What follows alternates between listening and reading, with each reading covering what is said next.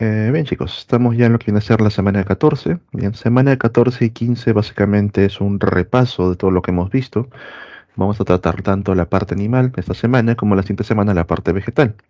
¿Y por qué viene a ser un repaso? Porque vamos a básicamente recordar todo lo que hemos visto en cuanto a los sistemas.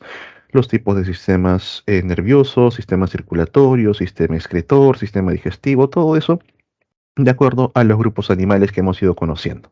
Bien, entonces chicos, empezamos. Lo primero que debemos saber acerca de los animales, del famoso reino animal, es que todos estos organismos que lo componen presentan tres características básicas. Número uno, son organismos eucariotas. Todos ellos presentan una célula con un núcleo definido, con un sistema de membranas, con la presencia de organelas. Todos estos grupos son heterótrofos. ¿Bien? Todos ellos necesitan consumir a otro tipo de ser vivo para poder aprovechar sus nutrientes. Y todos estos organismos son pluricelulares. Esta característica los diferencia directamente de los protozoos, que también son organismos eucariotas heterótrofos, pero vienen a ser unicelulares. Dentro del reino animal, nosotros cuando, por ejemplo, estudiamos lo que viene a ser la parte de embriología, sabíamos que los embriones formaban tres capas embrionarias, a partir de lo cual desarrollaban las distintas estructuras. Pero de manera evolutiva, no todos los animales presentan tres capas embrionarias. Por ejemplo, los organismos más simples, los animales más sencillos que vienen a ser las esponjas, no presentan una capa embrionaria en sí. Ellos carecen de lo que viene a ser tejidos. Vamos a colocar por aquí al grupo de los poríferos. Bien, recuerden que las esponjas vienen a ser organismos tan sencillos que las células básicamente trabajan en pequeños grupos, no trabajan directamente todas conectadas, por lo cual no forman tejidos, mucho menos van a formar órganos y tampoco presentan sistema alguno. Cuidado con el audio, chicos. A ver, silencio. Bien. Luego tenemos organismos los cuales han presentado dos capas embrionarias, los llamados diploblásticos. Únicamente presentan la capa embrionaria interna, que vendrá a ser el endodermo, y la capa embrionaria externa, que es el ectodermo. Estos organismos, al momento que van a desarrollar, dan origen al grupo conocido como los Cnidaria. Bien, el grupo de los Cnidaria, donde encontramos a las medusas, anémonas, a las hidras de agua. Y por último tenemos a los triploblásticos, aquellos que ya presentan tres capas embrionarias, donde entre el ectodermo y el endodermo va a surgir una tercera capa conocido como mesodermo.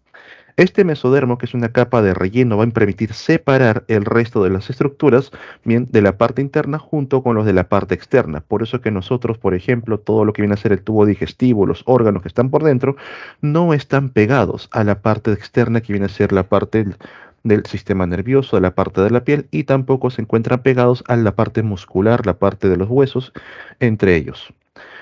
Quizás lo han observado mucho mejor, por ejemplo, cuando han visto una parrilla, tal vez una carnita asada, cuando han estado preparando tal vez chanchito o han estado preparando res, habrán notado que cuando sacan la carne del animal, todas las llamadas vísceras no están adheridas al tejido muscular, no están adheridas al resto del cuerpo. O, por ejemplo, cuando han ido al mercado a comprar pollo, habrán visto que el señor, la señora que les vende el pollo, al momento que abre el animal, puede sacar de un solo golpe todas las vísceras, ¿bien? Porque estas se encuentran completamente separadas del resto del cuerpo. ¿Y eso por qué ocurre? Dentro del grupo de los triploblásticos, cuando se van a desarrollar los órganos, existen tres formas en que estos órganos van a conformar el resto del cuerpo. En el caso de nosotros, de los animales como la res, el ave que les he mencionado, somos organismos celomados.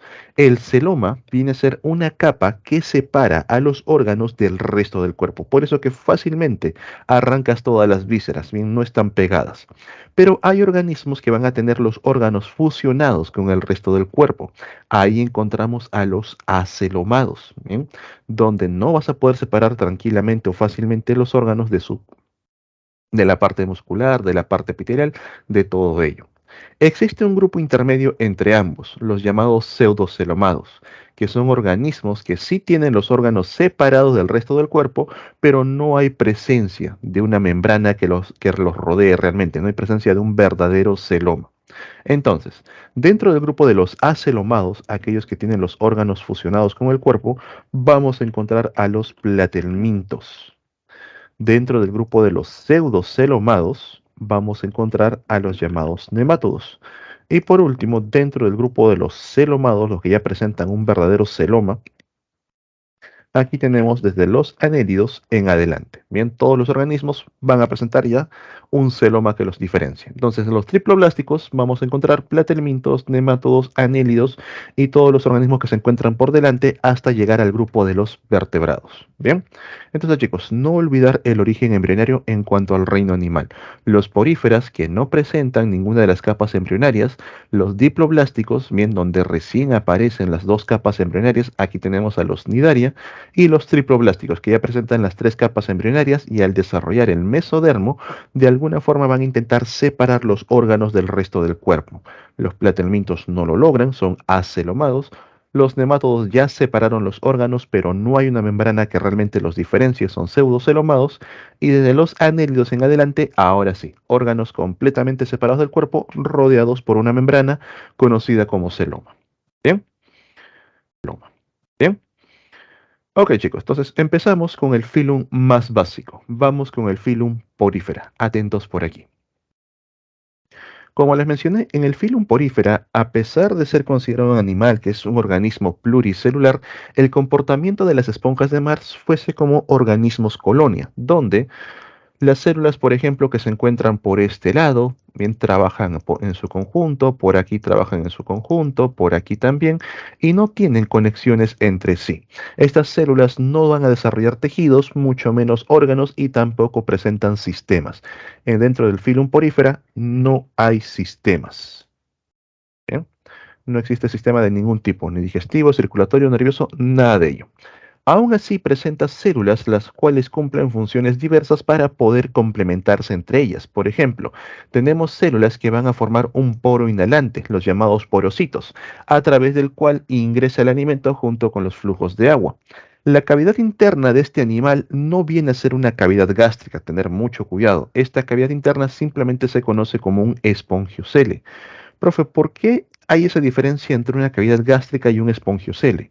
En una cavidad gástrica se liberan enzimas. Aquí simplemente es un espacio, no se va a liberar nada, a lo mucho los desechos de las células que están por la parte interna. Bien, entonces esa es la diferencia, por eso que las esponjas de mar tampoco tienen cavidad gástrica. Cuando ingresan las partículas alimenticias a esta cavidad interna conocida como espongiocele, vamos a encontrar a unas células llamadas coanocitos, los cuales capturan estas partículas alimenticias y lo envían luego a una célula que siempre está con ellas, conocida como el amebocito. Este amebocito es el que realiza el proceso de digestión. Entonces, estos organismos no tienen sistema digestivo, pero sí realizan digestión. Tener mucho cuidado con eso. La digestión, como se va a llevar a cabo dentro de una célula, dentro de los amebocitos, es una digestión intracelular. Los amebocitos convierten el alimento en nutrientes, lo reparten con el resto de las células y las sustancias de desecho regresan al coanocito y otra vez al espongiocele, para finalmente salir por la parte superior conocido como ósculo. Ahora, cuando nosotros observamos la estructura de una esponja de mar, vamos a ver que parece como si fuese un cerámico, es una estructura dura, una estructura calcárea, que en muchos casos es confundido con las rocas. Eso se debe a que dentro de la estructura de la esponja de mar vamos a encontrar unos compuestos carbonatados conocidos como espículas. La forma que adquieren las espículas, la cantidad de espículas que pueda presentar, van a darle esa dureza y resistencia a toda la estructura de la esponja.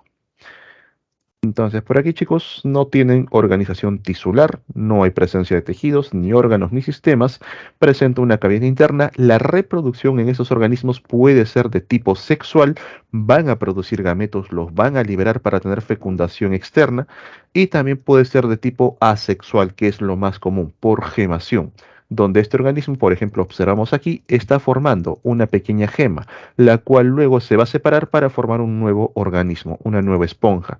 Por eso que en muchas colonias de esponjas vamos a encontrar, por ejemplo, que la esponja más grande es la esponja central y las que están alrededor son más pequeñas, porque la reproducción ha sido por gemación, se han ido separando, se van desarrollando después de la principal.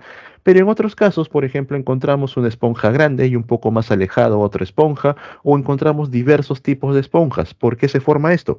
Debido a la reproducción sexual, donde los gametos han sido liberados en el agua, han fecundado de manera externa y luego se asentaron, ¿bien?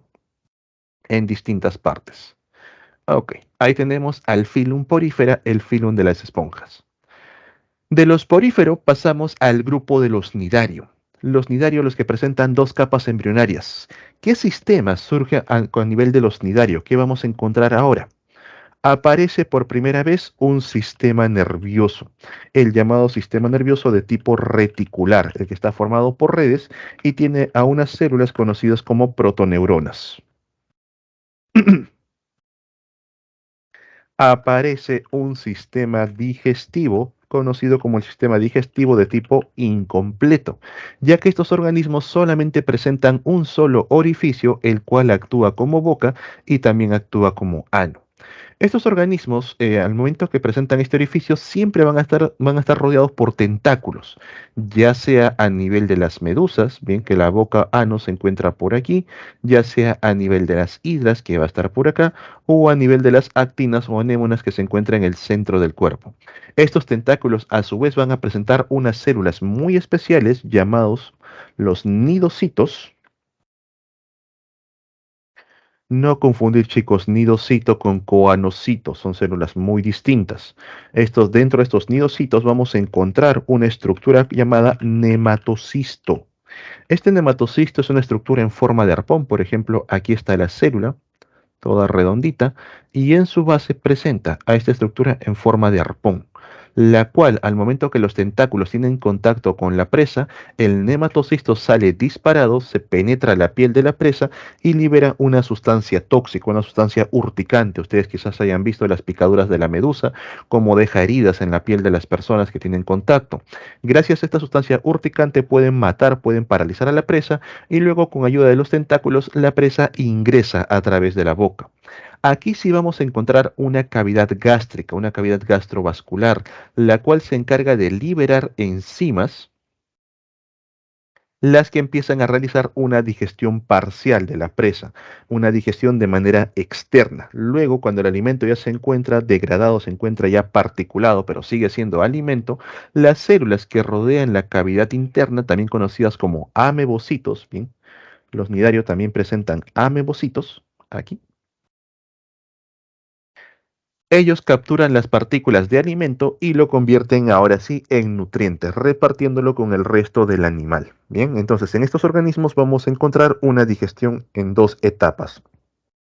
Primero de manera externa y luego de manera interna. Presentan digestión intra-extracelular.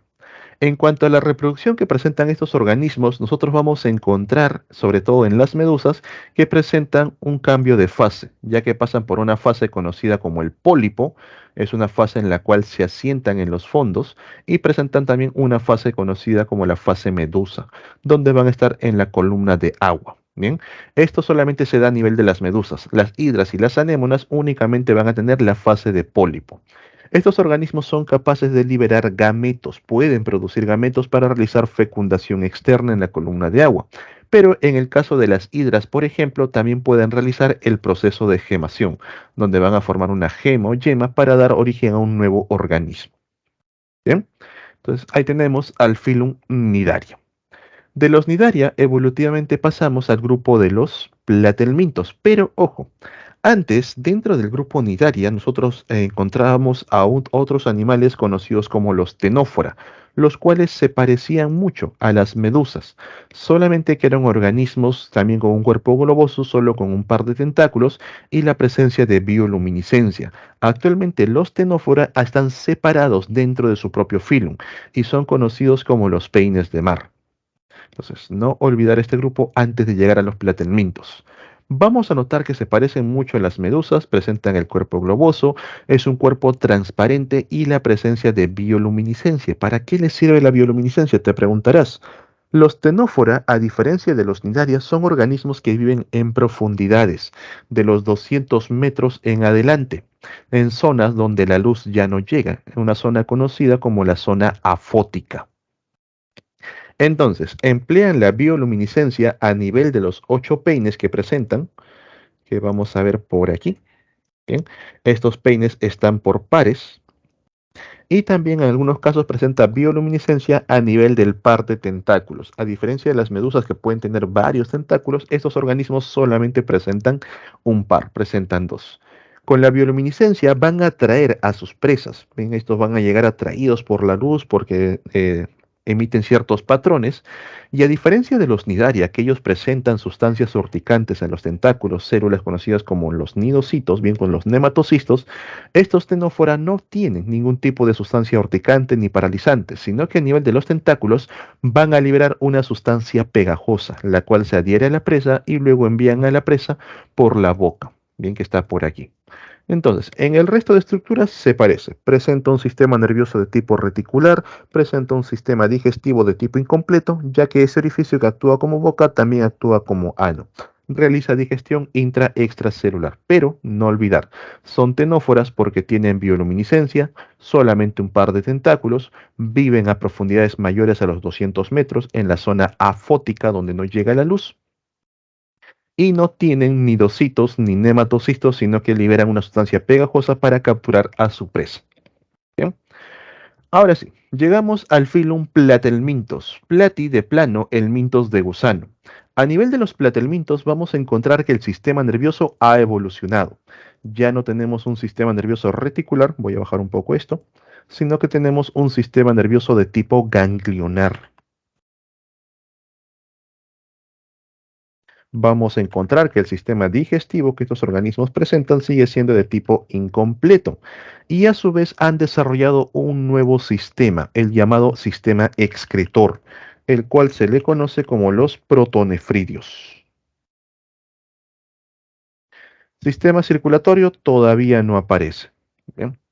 Entonces, tenemos por aquí el sistema nervioso de tipo ganglionar formado por un par de ganglios en la parte cefálica, los cuales extienden hacia el resto del cuerpo los cordones nerviosos y estos cordones que son por pares, bien hacia cada lado, se conectan entre sí a través de cuerdas nerviosas. Todavía es un sistema muy rudimentario, al punto que estos organismos cuando perciben estímulos envían los estímulos hacia los ganglios por una vía. Los ganglios procesan los estímulos para emitir la respuesta y la respuesta viaja por la misma vía, con lo cual estos organismos o bien reciben los estímulos, bien están sabiendo lo que pasa por el medio, o bien emiten la respuesta. No pueden hacer ambos, presentan solamente una vía nerviosa. En cuanto al sistema digestivo, es un sistema digestivo incompleto ya que tiene un solo orificio el cual actúa como boca y también actúa como ano, a través del cual va a salir una faringe versible, una faringe que puede salir del cuerpo, captura el alimento y reingresa al cuerpo con ese alimento. Ese alimento va a pasar a un intestino ramificado que está extendido por todo el cuerpo y en ese intestino ramificado se va a dar la digestión en dos etapas. Primero de manera externa con la liberación de enzimas que van a ir degradando el alimento hasta volverlo un alimento más pequeño, un alimento particulado, y luego las células que conforman ese intestino ramificado capturan el alimento para poder convertirlo ya en nutrientes y de esa manera el animal lo puede aprovechar. Entonces tiene un sistema digestivo incompleto, un solo orificio, y presenta digestión intra-extracelular. En cuanto al sistema excretor que estos organismos han desarrollado para poder limpiar, digamos, los desechos presentes en las células del cuerpo, este sistema excretor llamado los protonefridos se caracterizan por presentar a unas células llamadas las células flamígeras. Ningún otro sistema tiene a estas células. Estas células flamígeras reciben ese nombre porque son células que presentan una gran cantidad de cilios en un extremo y al momento que los cilios se mueven asemejan al fuego, a la flama, de ahí el término flamígero. Ese movimiento que generan los cilios permite que las células que se encuentran alrededor puedan liberar las sustancias de desecho en estos canales y luego con el movimiento los desechos puedan salir a través de un poro excretor, de esa manera limpiando al organismo. Dentro del filum platelminto vamos a encontrar a las planarias, notoplanas, a la duela hepática, bien son los tres más conocidos, pero también tenemos platelmintos parásitos, como el caso de la tenia. Recordar que estos organismos en la parte reproductiva, bien todos ellos, la reproducción principal es a través de huevos. Tienen reproducción de tipo sexual. Son organismos hermafroditas, pueden autofecundarse, pero también cuentan con la capacidad de regeneración, solamente que es una reproducción especial. El organismo no va a estar partiendo su cuerpo para formar nuevos organismos, sino que lo van a emplear, por ejemplo, cuando son atacados por un depredador o cuando han sufrido algún accidente, por ahí les cayó una roca encima, partió el cuerpo del animal en dos. Este organismo puede regenerar las partes faltantes. Ahora, la regeneración también lo aprovechan, por ejemplo, para poder sobrevivir. Cuando el animal no encuentra alimento, ven aquí el tamaño que tiene, por ejemplo, la notoplana, al no encontrar alimento se empieza a consumir a sí mismo. Poco a poco se va haciendo cada vez más pequeño hasta que por ahí nuevamente encuentra alimento, empieza a consumir el alimento y recupera las partes faltantes. Tener mucho cuidado en cuanto a las posiciones, que he visto preguntas de este tipo, que partimos a una planaria por la mitad, nos quedamos con la parte de la cabeza, ¿qué estructuras del sistema nervioso formaría? Si tienes la cabeza, la que sobrevivió, ya tienes a los ganglios, la estructura que formaría serían los cordones nerviosos. Pero si por el contrario te quedas con la cola, ¿bien? ¿Qué estructuras del sistema nervioso formaría? Formaría los que están en la parte de la cabeza. En ese caso formaría a los ganglios cefálicos, ¿bien? Entonces, mucho cuidado con las posiciones para poder saber qué estructuras puede regenerar.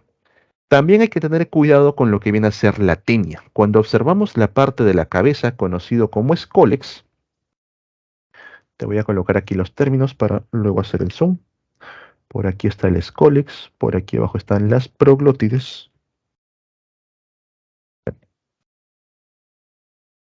Ok, entonces, a nivel del escólex, a nivel de la cabeza, vamos a encontrar una serie de ventosas que están alrededor y una serie de ganchos justo rodeando la parte de la boca.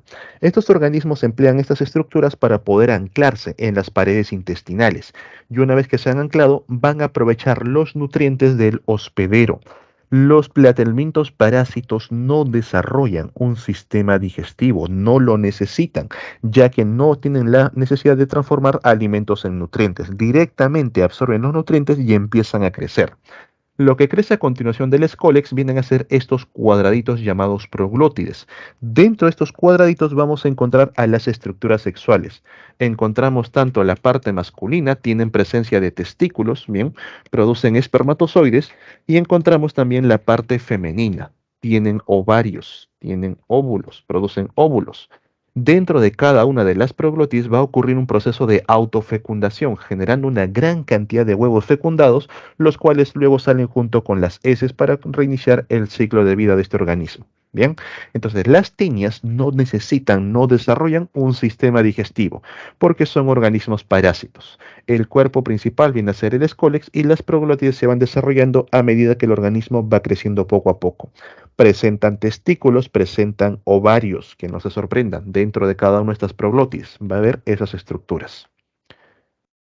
Bien chicos, hasta aquí, en estos cuatro primeros film. ¿Tienen alguna duda, alguna consulta? ¿Algo que no quede claro? ¿Todo bien?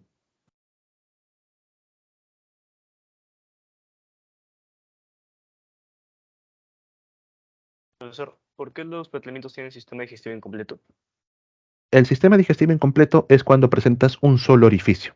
Bien, presentan los platelmintos, los tenófora, los nidaria.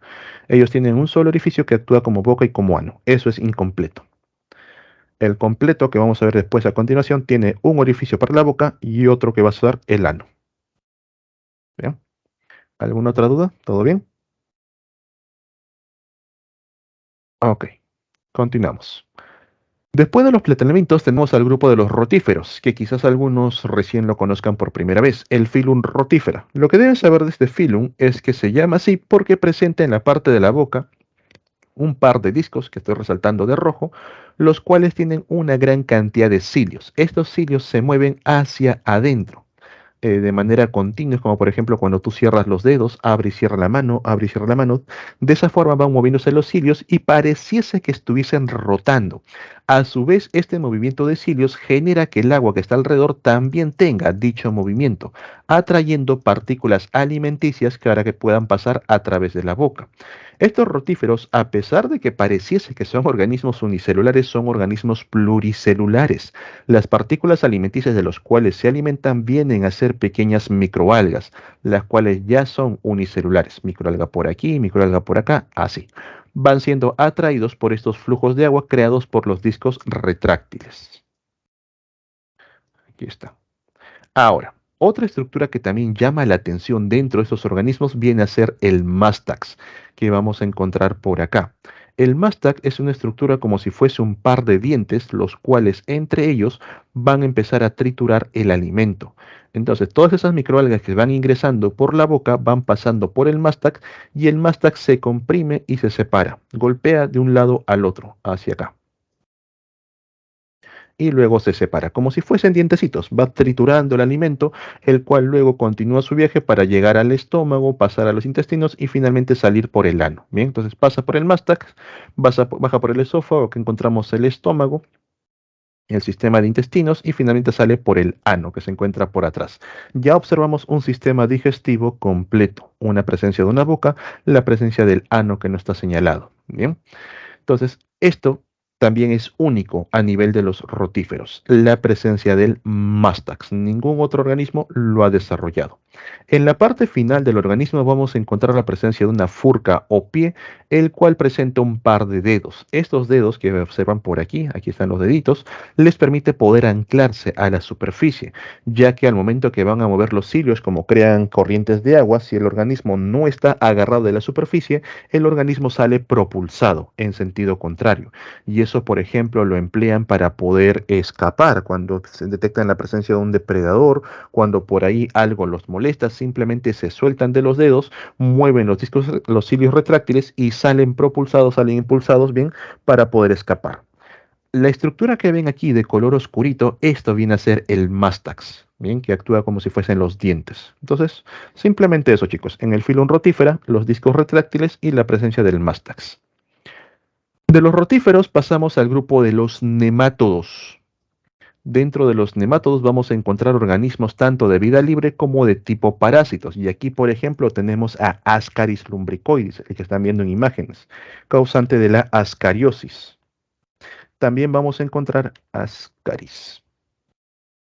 Vamos a encontrar a los llamados oxiuros, causante de la oxiurosis. Estos organismos tienen un cuerpo cilíndrico pero no segmentado, es completamente liso. Y a su vez este cuerpo cilíndrico está cubierto por una fina cutícula a través de la cual realizan intercambio gaseoso, presentan respiración cutánea. Estos organismos son dioicos, quiere decir que yo voy a poder encontrar organismos macho, organismos hembra, y a su vez presentan dimorfismo sexual, que puedo diferenciar al macho de la hembra. Dimorfismo sexual. Por ejemplo, en imagen, lo que observo la hembra, bien, es la hembra es la más grande que vamos a encontrar, la que está presente por aquí, mientras que el macho viene a ser mucho más pequeño, el que está por aquí. Profe, ¿y cómo sé que es un macho y no se trata de una hembra que recién está en crecimiento? Los machos, aparte de ser más pequeños, en el extremo de la cola van a presentar esta curvatura, la cual utilizan para poder anclarse, para poder agarrarse de la hembra al momento que van a copular. Las hembras a su vez van a presentar dentro de sí una estructura llamada espermateca. Recuerden que el sufijo teca es cuando va a almacenar algo, biblioteca, discoteca, todo eso. Bien, entonces el espermateca se encarga de almacenar espermatozoides. ¿Y eso por qué? Es muy común que en lo que viene a ser el filum nematoda las hembras sean las más abundantes, una gran cantidad de hembras y unos cuantos machos. Por eso que cuando la hembra encuentra un macho se reproducen, copulan y almacenan los espermatozoides dentro de la espermateca para luego ir fecundándose a sí misma constantemente, ya que el ciclo de vida de estos organismos es muy corto. Solamente viven a lo mucho 2 semanas y las hembras rápidamente en cuestión de 1 o 2 días ya llegan a la etapa reproductiva. Por ahí encontraron un macho, quizás no vuelvan a encontrar ningún otro macho, se reproducen, almacenan los espermatozoides y durante el resto de las semanas, durante el resto de los días, va produciendo huevos fecundados, los cuales van siendo liberados, en este caso en el intestino, para poder formar una gran colonia de organismos. Ahora, como son parásitos, en este caso los nematodos parásitos, al igual que hemos visto en los platelmintos parásitos, no desarrollan un sistema digestivo, no tienen la necesidad de convertir alimento en nutriente. Directamente absorben los nutrientes a través de la boca, bien, van a aprovechar la mayor cantidad de nutrientes y luego salen los desechos a través del ano. Ellos presentan un sistema digestivo completo. Ya tienen ano, tienen bocas separados, pero aún así no realizan procesos de digestión. Bien, no tienen la necesidad de convertir alimentos en nutrientes. Directamente absorben los nutrientes. Por eso que básicamente todo el sistema digestivo viene a ser un intestino muy largo. Del filum Nematoda pasamos ahora al grupo de los anélidos, los gusanos segmentados. El término anélido recibe ese término por la forma del cuerpo que tienen, en forma de anillos. Dentro del filum anélido vamos a encontrar distintas clases. Tenemos, por ejemplo, a los oligoquetos, que vienen a ser las lombrices de tierra. Tenemos a los hirudinios, como las sanguijuelas, y a los poliquetos, como los gusanos de mar. Las lombrices de tierra tienen todo el cuerpo completamente segmentado en anillos, pero vamos a observar la presencia de un anillo más grueso en la parte central, donde encontramos a las estructuras reproductivas. La parte sexual se encuentra aquí. Son organismos hermafroditas. Vamos a encontrar tanto la parte masculina como la parte femenina, pero a diferencia de los platelmintos que pueden realizar autofecundación, estos organismos no pueden fecundarse a sí mismos. Tienen que realizar fecundación cruzada. Tienen que juntarse con otra lombriz de tierra, luego una de ellas es fecundada y luego fecundan a la otra. Bien, eso es una fecundación cruzada. En el caso de los hirudinios, las sanguijuelas son organismos principalmente parásitos, ya que en la parte de la boca cuentan con una ventosa, la cual utilizan para poder adherirse a la superficie de un animal y gracias a un sistema de succión van a realizar una pequeña herida en el cuerpo del animal y empiezan a succionar sangre, la cual van a aprovechar como nutriente. A su vez van a liberar una sustancia que adormece la parte de la piel del sistema nervioso, con lo que el animal no se da cuenta que tiene pegado a este parásito, a las sanguijuelas. Por último tenemos a los poliquetos, los gusanos de mar. Estos gusanos de mar reciben el nombre de poliquetos por las estructuras que presentan alrededor del cuerpo, el cual pareciese que fuesen patas, pero no son patas. A estas estructuras se le conoce como quetas, son extensiones de la piel, como si fuesen callosidades, no son patas en sí. Aún así lo utilizan para poder desplazarse. Entonces, estos vienen a ser las quetas y de ahí el nombre de los llamados poliquetos. Estos organismos, a nivel del sistema nervioso, vamos a colocarlo por aquí, un poco más abajo. A nivel del sistema nervioso presentan todavía el sistema nervioso de tipo ganglionar, pero recordar que han desarrollado ya la llamada doble vía, donde presentan los llamados nervios aferentes y también los nervios eferentes. Bien, los nervios aferentes también son conocidos como los sensitivos y los eferentes vienen a ser los motores. Esta doble vía nerviosa les permite poder saber lo que ocurre en su medio y a la vez emitir respuestas en cuanto a los estímulos. Bien, entonces es un proceso evolutivo muy importante, ya que los organismos van a, digamos, mejorar sus respuestas frente a los estímulos. Aparece por primera vez en los anélidos y de aquí en adelante todos los organismos presentan la doble vía nerviosa. En cuanto al sistema digestivo, es un sistema digestivo de tipo completo. Tiene un orificio que actúa como boca y otro que actúa como ano. En cuanto al sistema excretor, estos organismos presentan los llamados metanefridios, los cuales están formados por una estructura interna llamada el nefrostoma, un tubo colector y el nefridioporo.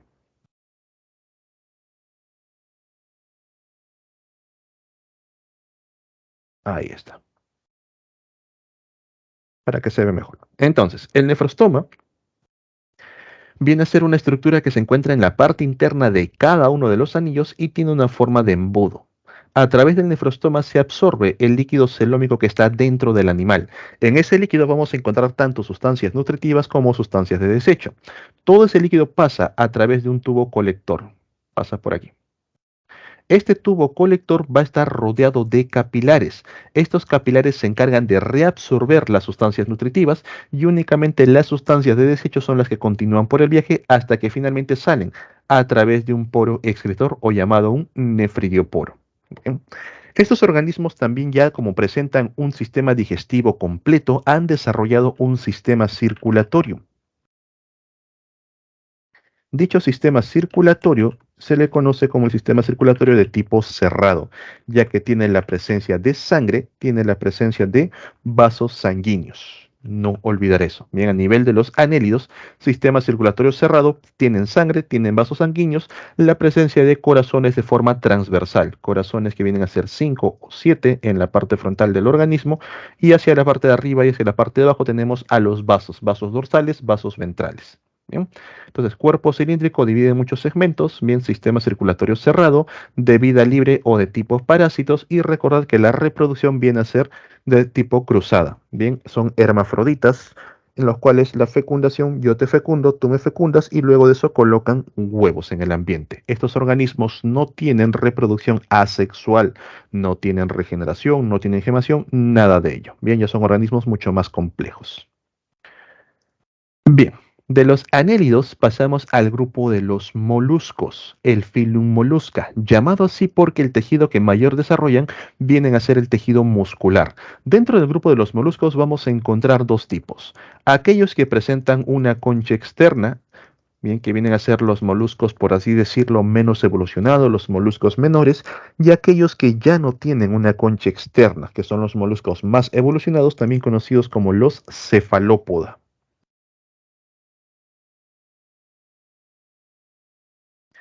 Ahí está. En el caso de los moluscos con concha externa, vamos a encontrar que estos organismos se dividen tanto en carnívoros como en herbívoros.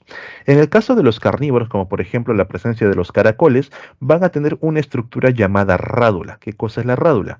Es una estructura en forma de lengua que tienen en la boca, la cual en la parte superior tiene una serie de estructuras filudas, como si fuesen unos pequeños dientecitos quitinosos altamente endurecidos. Gracias a esta rádula pueden raspar unas superficies bastante duras y con ello poder acceder al alimento. Por ejemplo, este organismo carnívoro que viene a ser el caracol va a tratar de alimentarse de organismos herbívoros, que en este caso viene a ser una almeja. La almeja, al momento que detecta la presencia del depredador, cierra las valvas fuertemente. El organismo, para poder tener acceso al alimento, emplea la rádula, poco a poco va raspando la superficie de la almeja hasta que logra hacer un orificio perfecto.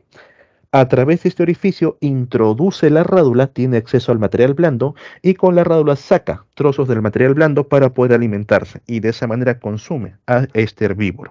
Bien. En el caso de los herbívoros, ellos no presentan una rádula, ellos van a presentar los sifones. Vamos a encontrar que siempre son dos sifones, un sifón inhalante a través del cual absorben agua junto con las microalgas y un sifón exhalante por donde liberan el exceso de agua junto con los desechos.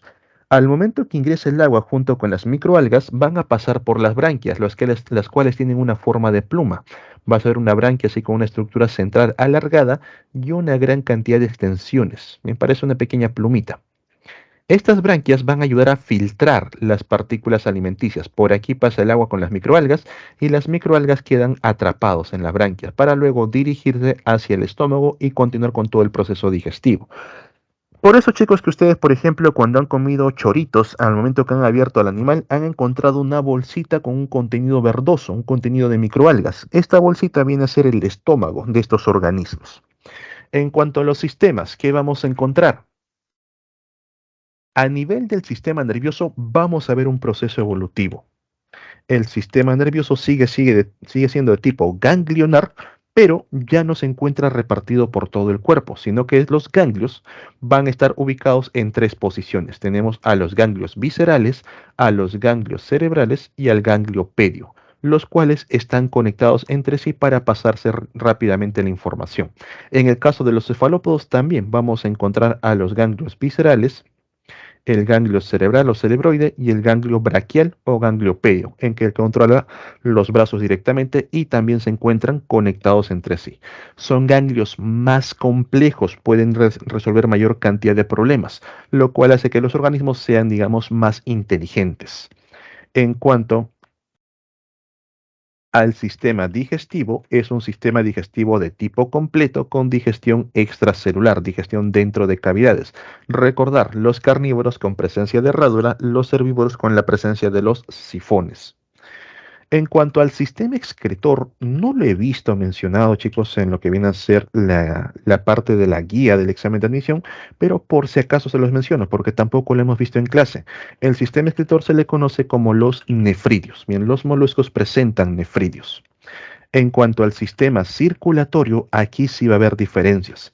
En el caso de los moluscos que presentan concha externa, estos organismos van a tener un sistema circulatorio de tipo abierto. Quiere decir que van a presentar un líquido que se conoce como hemolinfa, la cual viaja, bien, a través de los vasos conductores, se libera en una cavidad llamada el hemocele, y para poder recapturar dicho líquido, el corazón o los vasos van a presentar los llamados ostiolos. Bien, entonces los moluscos que tienen concha tienen sistema circulatorio abierto. Los moluscos cefalópodos, como el caso del pulpo, aquí también vamos a encontrar a los calamares. El calamar, dentro de ellos tenemos a la pota, encontramos a las sepias, a las jibias. Estos organismos mantienen también el sistema nervioso ganglionar, sistema digestivo completo, el sistema excretor con los nefridios. En caso del sistema circulatorio, ahí sí encontramos diferencia. La circulación en estos organismos es de tipo cerrado, quiere decir que tienen presencia de sangre, tienen presencia de vasos sanguíneos. Bien, entonces tener mucho cuidado con la circulación a nivel de los moluscos, ya que encontramos organismos de ambos tipos. En cuanto a la reproducción, en el caso de los moluscos con concha, vamos a encontrar organismos hermafroditas que presentan ambos sexos, pero también organismos dioicos con sexos separados. Por ejemplo, en el caso de las almejas, vamos a encontrar almejas macho, almejas hembra. Y eso no lo podemos diferenciar de manera externa, son completamente iguales, no tienen dimorfismo sexual, sino que tenemos que abrir al animal, observar las gónadas y vamos a ver que las gónadas blanquecinas corresponden con los machos, mientras que las gónadas de un color medio naranja corresponden con las hembras. De igual forma, como la almeja presenta sexos separados, también tenemos a otro organismo, como por ejemplo la concha de abanico. No sé si alguna vez ustedes han comido conchita de abanico. Habrán observado que los organismos tienen a las dos gónadas. Dentro del mismo animal está la parte masculina y la parte femenina. Bien, entonces, en estos moluscos con concha hay tanto organismos hermafroditas como organismos dioicos. Aún así, la fecundación se da de manera externa. Las gónadas van a liberar los gametos, liberan los óvulos, liberan luego los espermatozoides, la fecundación ocurre fuera del animal y luego se desarrolla un nuevo organismo. En el caso de los cefalópodos, bien, estos organismos únicamente son de tipo dioicos. Hay machos y hembras, no existen hermafroditas. Y en ellos sí vamos a encontrar dimorfismo sexual. Podemos diferenciar un macho de una hembra. ¿Cómo? El macho, en el tentáculo que se encuentra en la parte derecha de manera frontal, aquí están los ojos, van a ver que hay dos tentáculos de manera frontal. Este tentáculo por la parte derecha va a presentar una línea. Esta línea se le conoce como el ectocotilo. Bien, sin H, ectocotilo. El ectocotilo es una estructura que solamente presentan los machos y que ayuda para poder fecundar a las hembras. Gracias a eso, por ejemplo, los pulpos cuando se van a parear con una hembra introducen el tentáculo con el ectocotilo y a través de ese ectocotilo van a viajar los espermatozoides para realizar fecundación interna. Fecundan a la hembra de manera interna y luego la hembra libera los huevos. En el caso de los cefalópodos vienen a ser organismos que cuidan a los huevos, a diferencia de los que vienen a ser los que tienen concha externa. Los caracoles depositan a los huevos y simplemente se van. Las almejas, el resto de animales, liberan los huevos en el agua y ya no tienen nada que ver. Los cefalópodos sí cuidan a sus hijos, sobre todo las hembras, y pueden morir en el proceso. Por ejemplo, supongamos que este organismo fuese una hembra, no tiene ectocotilo, deposita los huevos dentro de una cueva que va a utilizar como nido, y hasta que los huevos eclosionen, la hembra no abandona el nido. Por eso que pueden morir de hambre, pueden morir de inanición. Algunas hembras logran sobrevivir ya que por ahí llega alguna presa, se acerca tal vez algún cangrejo, algún caracol, entonces aprovechan al animal para poder alimentarse. De esa manera, ya cuando los huevitos eclosionan, la hembra simplemente los abandona y nuevamente se recompone para reproducirse nuevamente. pero la gran mayoría solo se reproduce una vez, ya que en ese proceso simplemente mueren. Mueren de hambre, mueren de inanición. Ok, ahí tenemos al Phylum Mollusca. Antes de llegar al Phylum Artrópoda, vamos a encontrar a los Onychophora, los llamados peripatos. El filum Onychophora antiguamente pertenecía como parte del filum Artrópoda, ya que pensaban que tenía patas articuladas, que es característico de los artrópoda, pero realmente no, no las tiene, son patitas carnosas. Son parecidos a los anélidos, más o menos cilíndricos, porque la estructura del cuerpo tiene una forma como si fuese de manera triangular, algo así. Bien. Presentan segmentación interna. De manera interna el cuerpo está dividido en pequeños segmentos como si fuesen anillos. Están cubiertos por una fina cutícula. Presenta un par de patas carnosas por cada segmento, los llamados lopopodios. Al momento que observamos este animal, también nos damos cuenta que tiene un par de antenas y son animales que no pueden desplazarse muy rápido. Y de por sí son animales carnívoros, necesitan capturar una presa. Entonces, si no pueden correr muy rápido, ¿cómo es que logran capturar una presa? Presentan un par de glándulas en la parte de la cabeza, las cuales liberan una sustancia viscosa, como si fuese una goma. Esta goma se adhiere a la presa, la paraliza y luego el animal va llegando para poder consumirlo. Si nosotros observamos más de cerca al animal, por ejemplo, por aquí, vamos a hacerle un zoom. Ahí. Observamos las patitas carnosas, bien un par de patas por cada segmento. Observamos la parte de la boca y esto que ven por aquí hacia cada lado no son los ojos. Estos vienen a ser las glándulas que liberan la sustancia viscosa. Bien, levantan la cabeza, liberan esta sustancia y luego van tras la presa. ¿Dónde están los ojos? Aquí. Observas estos puntitos negros. Estos vienen a ser los ojos. Bien, y ya por debajo se encuentran las antenas. Entonces, chicos, tener mucho cuidado con los onicóforas, bien, porque también te pueden poner la descripción de estos animales, la presencia de lopopodios, la presencia de un cuerpo parecido al de los anélidos o la presencia de segmentación interna. Ya te están hablando directamente de los onicófora. Bien. Ok, chicos, hasta aquí. ¿Alguna duda, alguna consulta sobre estos filum? Rotíferos, anélidos, nemátodos, moluscos o nicófora.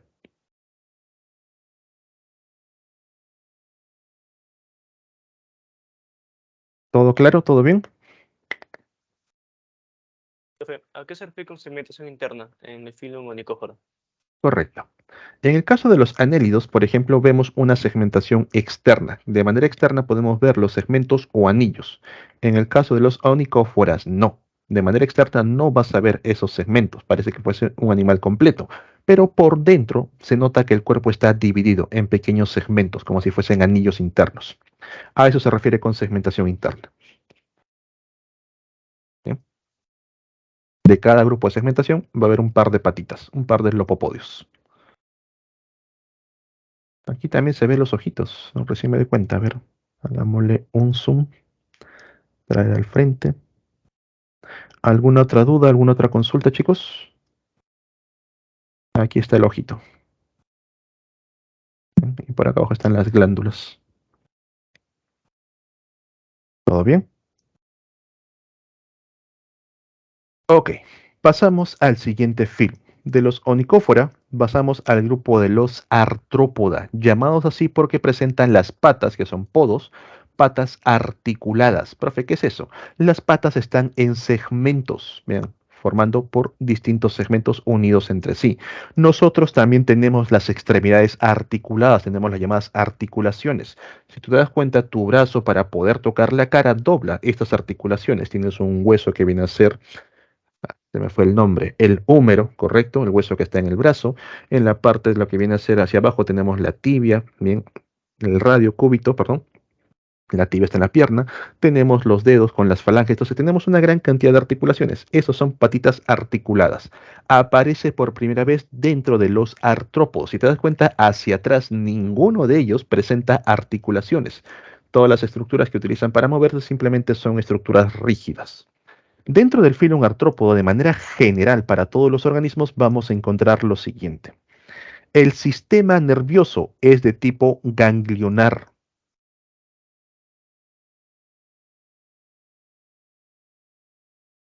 Estos ganglios van a estar repartidos por todo el cuerpo y son de posición ventral. ¿Bien? En cuanto al sistema digestivo, es un sistema digestivo de tipo completo, con digestión extracelular, digestión en cavidades. El sistema excretor sí se va a diferenciar en cada una de las clases. En cuanto al sistema circulatorio, es un sistema circulatorio de tipo abierto. Quiere decir que tiene presencia de la llamada hemolinfa, ¿bien? La cual circula y se libera una cavidad conocida como hemocele y luego es recapturada por los osteolos. A ver, me olvido de algo. Nervioso, digestivo, circulatorio. ¿Qué otro sistema hemos visto, chicos? El excretor, como les digo, varía en cada uno de ellos. ¿Bien? Y la reproducción básicamente es por huevos. Ok, entonces estos tres de manera general aplica para todos. Ahora, el filum artrópoda, que es uno de los filums más complejos que existen por la gran cantidad de variantes, la gran cantidad de especies, vamos a dividirlo en distintas clases. Bien, aquí solamente presentamos 5 clases, pero son mucho más por si acaso. Empezamos con la clase insecta. La clase insecta antiguamente era conocida como la clase hexápoda, ya que son organismos que van a presentar 6 patas formados por 3 pares. A su vez, si observamos el cuerpo de los insectos, este está dividido en 3 segmentos.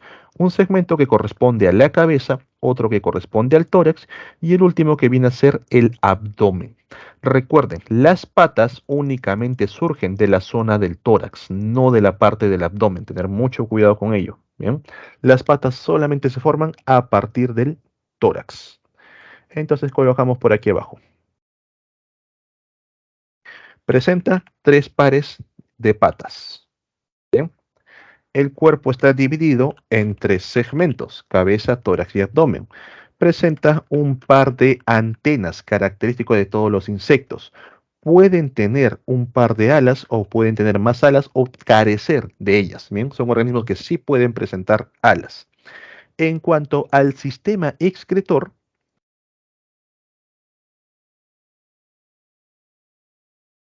esto viene a ser los llamados tubos de Malpighi.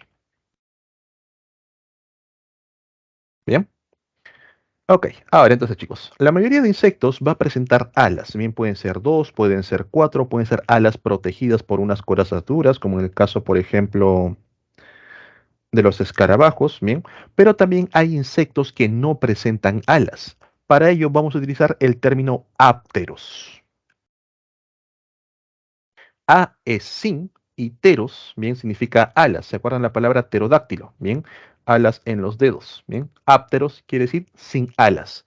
Señores, mencióname 3 organismos, 3 insectos que no presenten alas.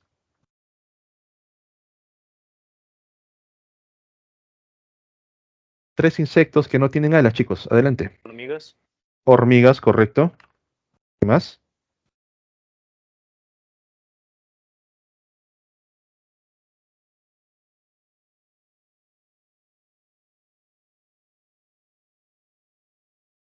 Aparte de las hormigas, Escarabajos. los escarabajos sí tienen alas.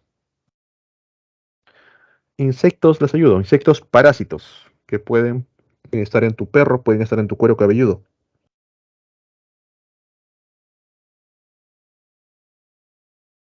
Las pulgas, correcto. ¿Qué más?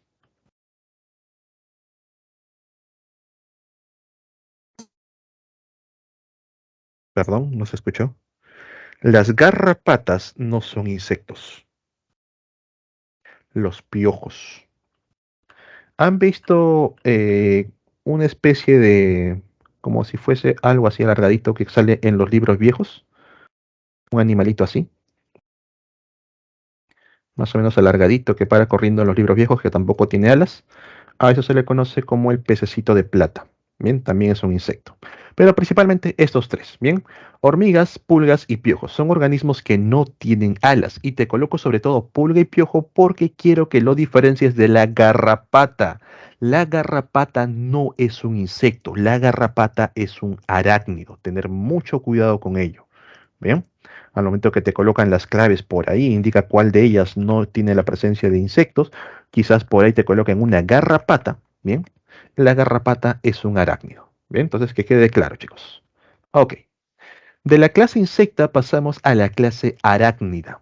Los arácnidos, a diferencia de los insectos, no presentan tres pares de patas. Ellos van a presentar cuatro pares, ocho en total. Cuatro pares de patas. El cuerpo, a su vez, está dividido en dos segmentos. A estos segmentos se les conoce la cabeza y el tórax están fusionados. Esto viene a ser el cefalotórax y el abdomen se mantiene. Recuerda, las patas se desarrollan a partir del tórax. En este caso, como se encuentran fusionados, las patas van a salir del cefalotórax. Presentan dos segmentos, no tienen antenas, ninguno de ellos desarrolla antenas. Tampoco presentan alas. Y en cuanto al sistema excretor, estos organismos tienen las glándulas coxales. ¿Bien? En el caso de los arácnidos vamos a encontrar organismos como por ejemplo lo que viene a ser las arañas comunes, ¿bien? Vamos a encontrar a las garrapatas y observa, presentan justo 8 patas en total, tienen un cefalotórax, que es lo que estoy señalando junto con la manito, y la parte de atrás viene a ser el escudo que protege al abdomen. Las garrapatas, al momento que se incrustan en la piel del animal, que también puede ser un ser humano, empiezan a absorber gran cantidad de sangre y el abdomen puede duplicar, puede incluso multiplicar el tamaño de su tamaño por 10, puede llegar a ser bastante prominente. Al momento, chicos, que ustedes van a retirar la garrapata de un animal o de un ser humano, traten de sacarlo completo, ya que si lo jalan directamente, la parte de la cabeza, el cefalotórax, va a quedar anclado al resto del animal, y eso va a hacer que nuevamente desarrollen otro abdomen. Las picaduras por garrapatas pueden ser muy peligrosas, ya que son portadoras de diversas enfermedades, entre ellos la causante de la enfermedad de Lyme o síndrome de Lyme, el cual, mientras tú no retires a la garrapata, estuviese actuando como si fuese una glándula de veneno, haciendo que los síntomas se compliquen y pueda llegar a la muerte del individuo. En el caso de lo que viene a ser dentro de la clase arácnida, el orden escorpiónida, los escorpiones mantienen el cefalotórax, toda la estructura que ven aquí de color negrito, que está bastante oscurecido, y la colita es un abdomen modificado. Todo esto es abdomen, el cual termina en un aguijón conectado a una glándula de veneno. A su vez, en cuanto a las patas delanteras han modificado los extremos para formar las tenazas, bien, para poder, digamos, agarrar a la presa, tenazas o pinzas. Y por si acaso existe una relación, digamos, inversamente en cuanto al tamaño de las pinzas y el poder de la glándula de veneno. Mientras más pequeñas sean las pinzas, más poderoso es su veneno, ya que el animal simplemente le basta introducir el veneno y la presa ya puede morir en el acto. En cambio, cuando tienen pinzas grandes, el veneno no es tan eficiente, la presa puede escapar, por eso requiere de pinzas grandes y fuertes para poder agarrar a la presa hasta que finalmente muere. Bien. Los escorpiónidos básicamente fueron los primeros en surgir dentro de la clase arácnida, son los organismos más primitivos que existen, los primeros en salir de la parte acuática básicamente, y debido a ello, como todavía no existían árboles en la parte terrestre, estaban expuestos a la radiación ultravioleta del sol, estos organismos evolutivamente hablando desarrollaron defensas contra la radiación ultravioleta. El exoesqueleto de los escorpiones, a diferencia del resto de los arácnidos, refleja la luz ultravioleta. Por eso, chicos, que si ustedes, por ejemplo, viven en zonas aledañas a un cerro o, por ejemplo, están construyendo su casa, traen ladrillos de la ladrillera, ustedes o su vecino, en estas zonas podemos encontrar escorpiones. Tener mucho cuidado si ingresan a casa. Profe, ¿cómo los busco? Con una linterna ultravioleta. Esa es luz negra. Al momento que empiezan a pasarlo por el suelo, los escorpiones van a brillar, van a reflejar toda la luz. Bien, por ese proceso evolutivo que ganaron. Bien, de la clase arácnida pasamos a la clase malacostraca, los llamados crustáceos, y antiguamente también conocido como la clase decápoda. Acá. Entonces, reciben el nombre decápoda, recuerden que deca es 10 porque presentaban 10 patas, 5 pares en total. 5 pares de patas. El cuerpo sigue estando dividido en dos segmentos. Uno que viene a ser el cefalotórax, que ubicamos por aquí, toda esta estructura, o está por aquí, en los cangrejos, todo lo que ven por acá. Y la otra que viene a ser el abdomen, que está justo aquí. Profe, en el caso de los cangrejos, ¿dónde está el abdomen? El abdomen está contraído por la parte de abajo del animal. Al momento que tú volteas al animal, el abdomen te permite diferenciar si se trata de un macho o de una hembra. Aquí vamos a encontrar dimorfismo sexual. Bien. Por ejemplo, las hembras van a presentar un abdomen más o menos circular, un abdomen grueso, mientras que los machos presentan un abdomen triangular, un abdomen delgado.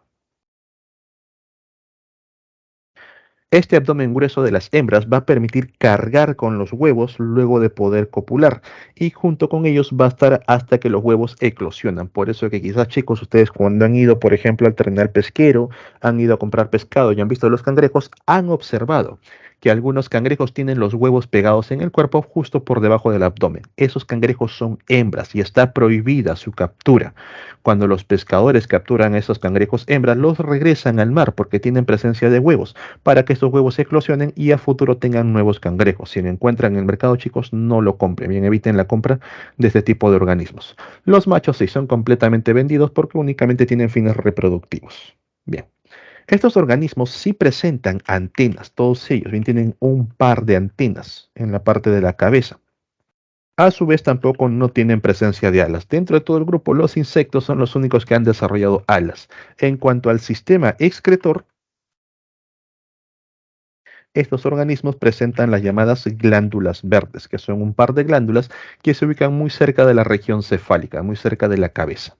Bien, vamos a encontrarlo por aquí, justo por debajo de los ojos. Ahora, en cuanto a las patas, que vienen a ser 10, las dos primeras también están modificadas para formar pinzas o tenazas. Con ellas van a poder sujetar a la presa para poder alimentarse, ya que a nivel de la boca presentan unas extensiones que ayuda a poder, digamos, separar el alimento e introducirlo dentro del animal.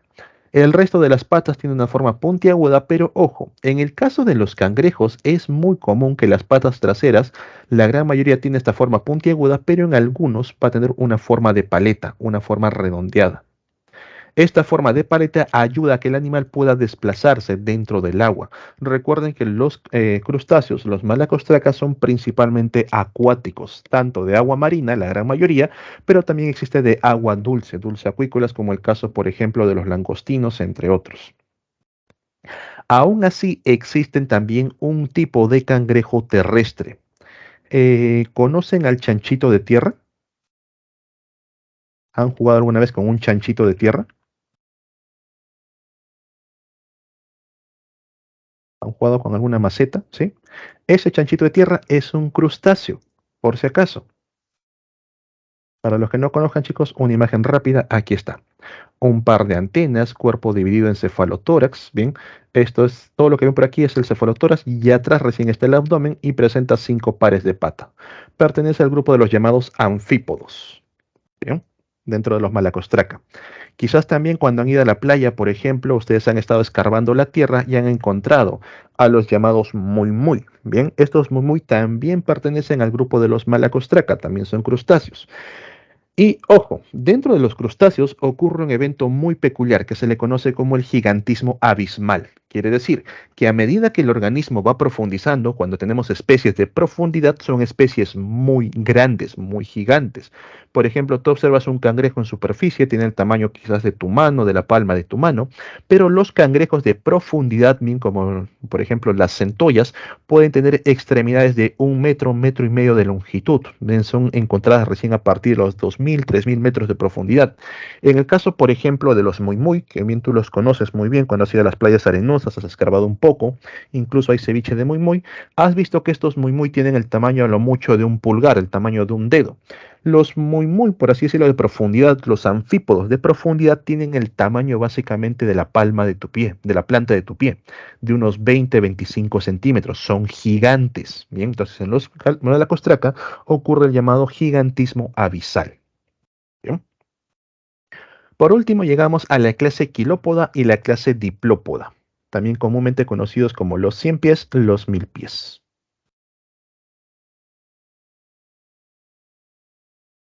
A ver, déjeme ordenarlo para colocar la información.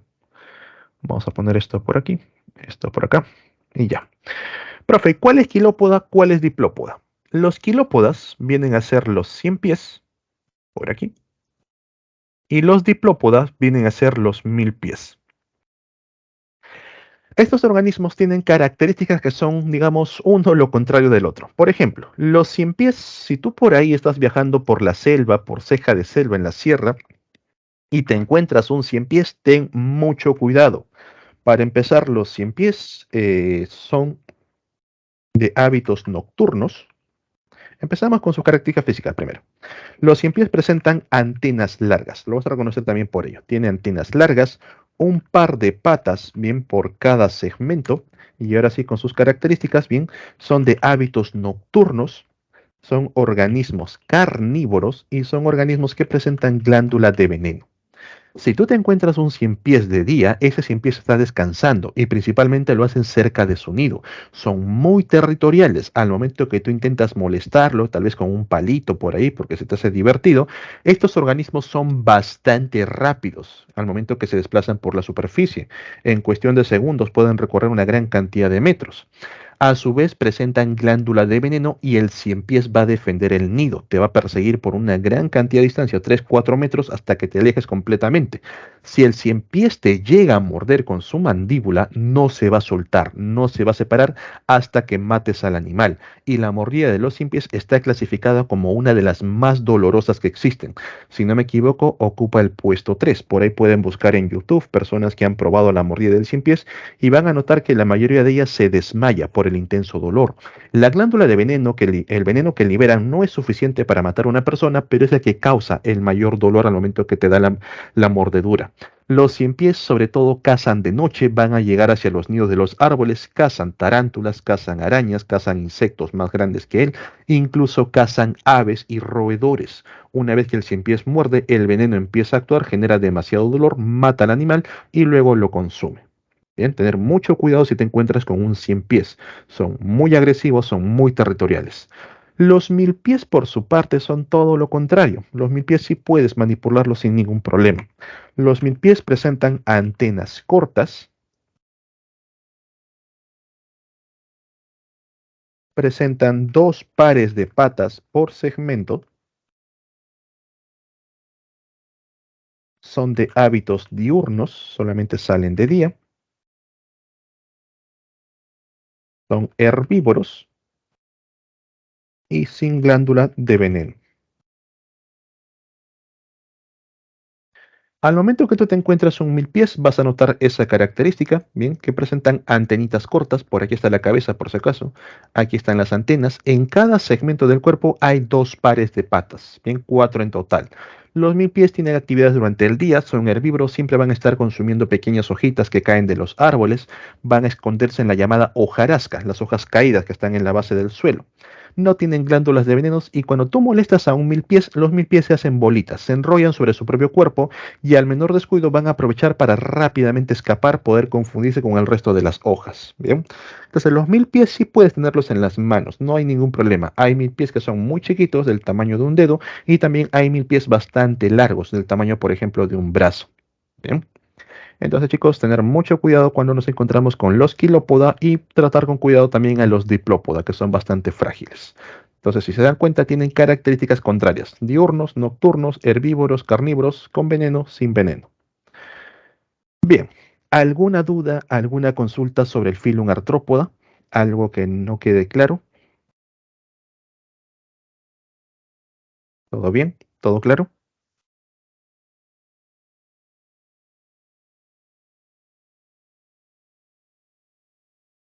Bien, adelante con la pregunta. Alzaron la mano, chicos. ¿Tienen preguntas?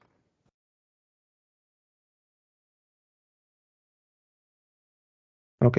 Activen el micro sin ningún problema, chicos. ¿Bien? O dejen la pregunta en la barra de chat. No pasa nada. Bien, vamos llegando ya casi al final de lo que vienen a ser los invertebrados y tenemos al filum Echinodermata. Bien, los equinodermos son considerados el punto intermedio de manera evolutiva entre los invertebrados y los vertebrados. Equinodermos, básicamente equino significa espina. Profe, equino no es caballo, no. Ecus es caballo. Bien, ecus es caballo, equino es espina. Dermata dermis se refiere a la piel. Los equinodermos se caracterizan por presentar un cuerpo espinoso. Dentro del filum Echinodermata nosotros vamos a encontrar a cuatro clases, pero a nivel de la PRES solamente se estudian tres. Tenemos a la clase Echinoidea. los erizos de mar. Tenemos a la clase asteroidea, las estrellas de mar. Asteroidea. Y tenemos a la clase holoturoidea, los pepinos de mar.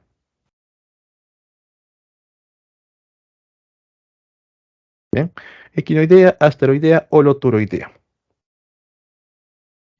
Estos organismos van a diferenciarse, por ejemplo, los equinoidea son organismos herbívoros, únicamente consumen algas. Los asteroidea y los holoturoidea son organismos carnívoros, se alimentan de otros seres vivos.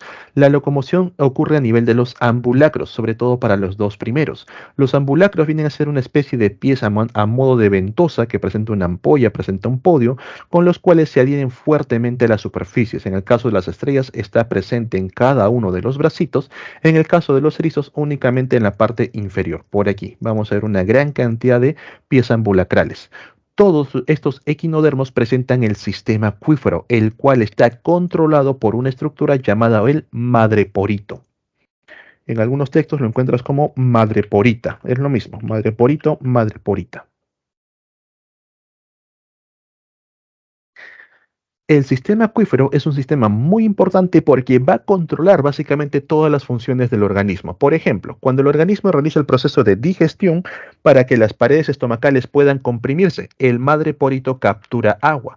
Eso aumenta la presión dentro del animal y el estómago se comprime. Luego el madreporito libera agua y el estómago regresa a su normalidad. Otra vez captura agua y otra vez se vuelve a comprimir. De esa manera ayuda a triturar el alimento. Por ejemplo, estos organismos, todos ellos presentan circulación cerrada. Vamos anotando por aquí. Sistema digestivo de tipo completo. Bien, tienen una zona que actúa como boca, otra como ano. La boca se encuentra por debajo, el ano se encuentra por arriba. Bien, en estos animales también por aquí, por abajo la boca, el ano por arriba. En el caso de los pepinos de mar, pues tienen un extremo que viene a ser la boca y el otro extremo que viene a ser el ano, por aquí. ¿Bien? En cuanto al sistema circulatorio, es de tipo cerrado. Estos organismos presentan sangre, tienen vasos sanguíneos, pero no tienen corazón. Bien, no presentan corazón. Entonces, ¿cómo hacen para mantener la circulación? Otra vez emplean al madreporito. Cuando la sangre se encuentra en el centro del animal, el madreporito absorbe agua, aumenta la presión y la sangre va hacia el extremo del animal. Luego el madreporito vuelve a liberar agua y la sangre regresa al centro. De esa manera la sangre se mantiene en circulación. En cuanto al sistema nervioso, este sistema nervioso sigue siendo de tipo ganglionar, pero ojo, este sistema nervioso ganglionar en los equinodermos ha formado un anillo nervioso en el centro del animal y hacia cada uno de los extremos vamos a formar nervios radiales. Estos organismos, tanto las estrellas, tanto los erizos como los pepinos, tienen el cuerpo dividido en 5 segmentos. Por eso se dice que estos organismos presentan simetría pentarradial. Y esa simetría pentarradial también la tiene el sistema nervioso. ¿Bien? Simetría pentarradial. Ahí está. Ahora, una diferencia clara entre ellos, bien, dejando atrás a los pepinos de mar, sobre todo entre erizos y estrellas. Recordar que las estrellas son carnívoros. Estos organismos, al momento que van a digerir a la presa, no tienen dientes en sí, sino que van a presentar un estómago dividido en dos segmentos, en dos cavidades, perdón. Una cavidad conocida como el estómago pilórico y otra cavidad conocida como el estómago cardíaco. Están en ese orden. El cardíaco está hacia la parte de abajo, muy cerca de la boca, y el pilórico está hacia la parte de arriba, conectado con las glándulas digestivas, también llamadas glándulas pilóricas. Entonces, cuando la estrella de mar va a capturar a su presa, el estómago cardíaco es reversible, sale, captura la presa, empieza a degradarlo y va enviando pequeños fragmentos al estómago pilórico. El estómago pilórico envía esos fragmentos hacia las glándulas digestivas donde terminan de degradarse y luego regresa nuevamente el estómago pilórico para pasar hacia el ano. En ese proceso se absorben los nutrientes y el animal pues adquiere bueno, se nutre. Entonces las estrellas presentan el estómago dividido en dos cavidades. Los erizos de mar, como son organismos herbívoros, van a presentar una estructura conocida como la linterna de Aristóteles.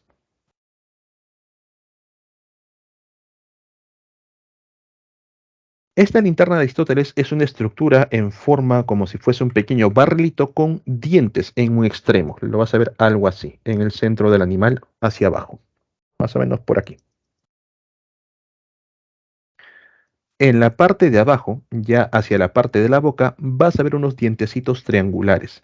Estos dientecitos triangulares ayudan a que el animal pueda raspar, pueda ramonear la superficie de las algas y empezar a ingerir pedazos de estas algas para luego enviarlo por el resto del sistema digestivo. Bien, tener mucho cuidado, chicos. La linterna de Aristóteles solamente está presente en los erizos de mar y en la estrella solamente tiene el estómago dividido en dos cavidades. Por ahí he visto preguntas de verdadero y falso sobre la estrella de mar con la linterna de Aristóteles, lo cual no es correcto. Bien, hay una diferencia básica entre ambos. Profe, ¿y los pepinos de mar tienen una probóscide versible. Bien, la parte oral sale como si fuese una florcita. Vas a ver que el pepino para siempre enterrado en el agua. Tiene una probóscide que se extiende hacia arriba, parece una florcita, por eso difícilmente lo vas a diferenciar cuando están enterrados. Y al momento que detecta algún tipo de alimento que llega por aquí, tal vez un pequeño animal, esta probóscide rápidamente se contrae, introduciendo al animal dentro del cuerpo del organismo. ¿Bien? Ok. De los equinodermos pasamos a los hemicordata, el gusano balanogloso, que es un punto clave para llegar finalmente a los cordados. Lo que debemos saber sobre los gusanos balanoglosos es que presentan el cuerpo dividido en tres segmentos. En la parte frontal, en la parte oral, vamos a encontrar una probóscide, que es una estructura que también de forma eversible puede salir del cuerpo del animal, capturar la presa y dirigirlo hacia la parte interna. Luego encontramos un collar, ¿bien? O cuello que está por aquí y el resto de la estructura que viene a ser el tronco del animal, el cual está dividido en distintas regiones. Tenemos la región branquial, tenemos la región genital, tenemos la región hepática. Lo más llamativo de este tronco, sobre todo a nivel de la región branquial, es que presenta hendiduras branquiales. Profe, ¿qué es eso? Ustedes quizás han visto el cuerpo de un tiburón, han visto la cabeza del tiburón. Por aquí se encuentran los ojos, bien, y van a notar que tiene unas líneas. Estas líneas son hendiduras branquiales, ya que dentro de ellas encontramos a las branquias para el intercambio gaseoso. En cambio, en los peces, aquí está el ojito del pez, nosotros encontramos una escama muy grande, conocida como el opérculo.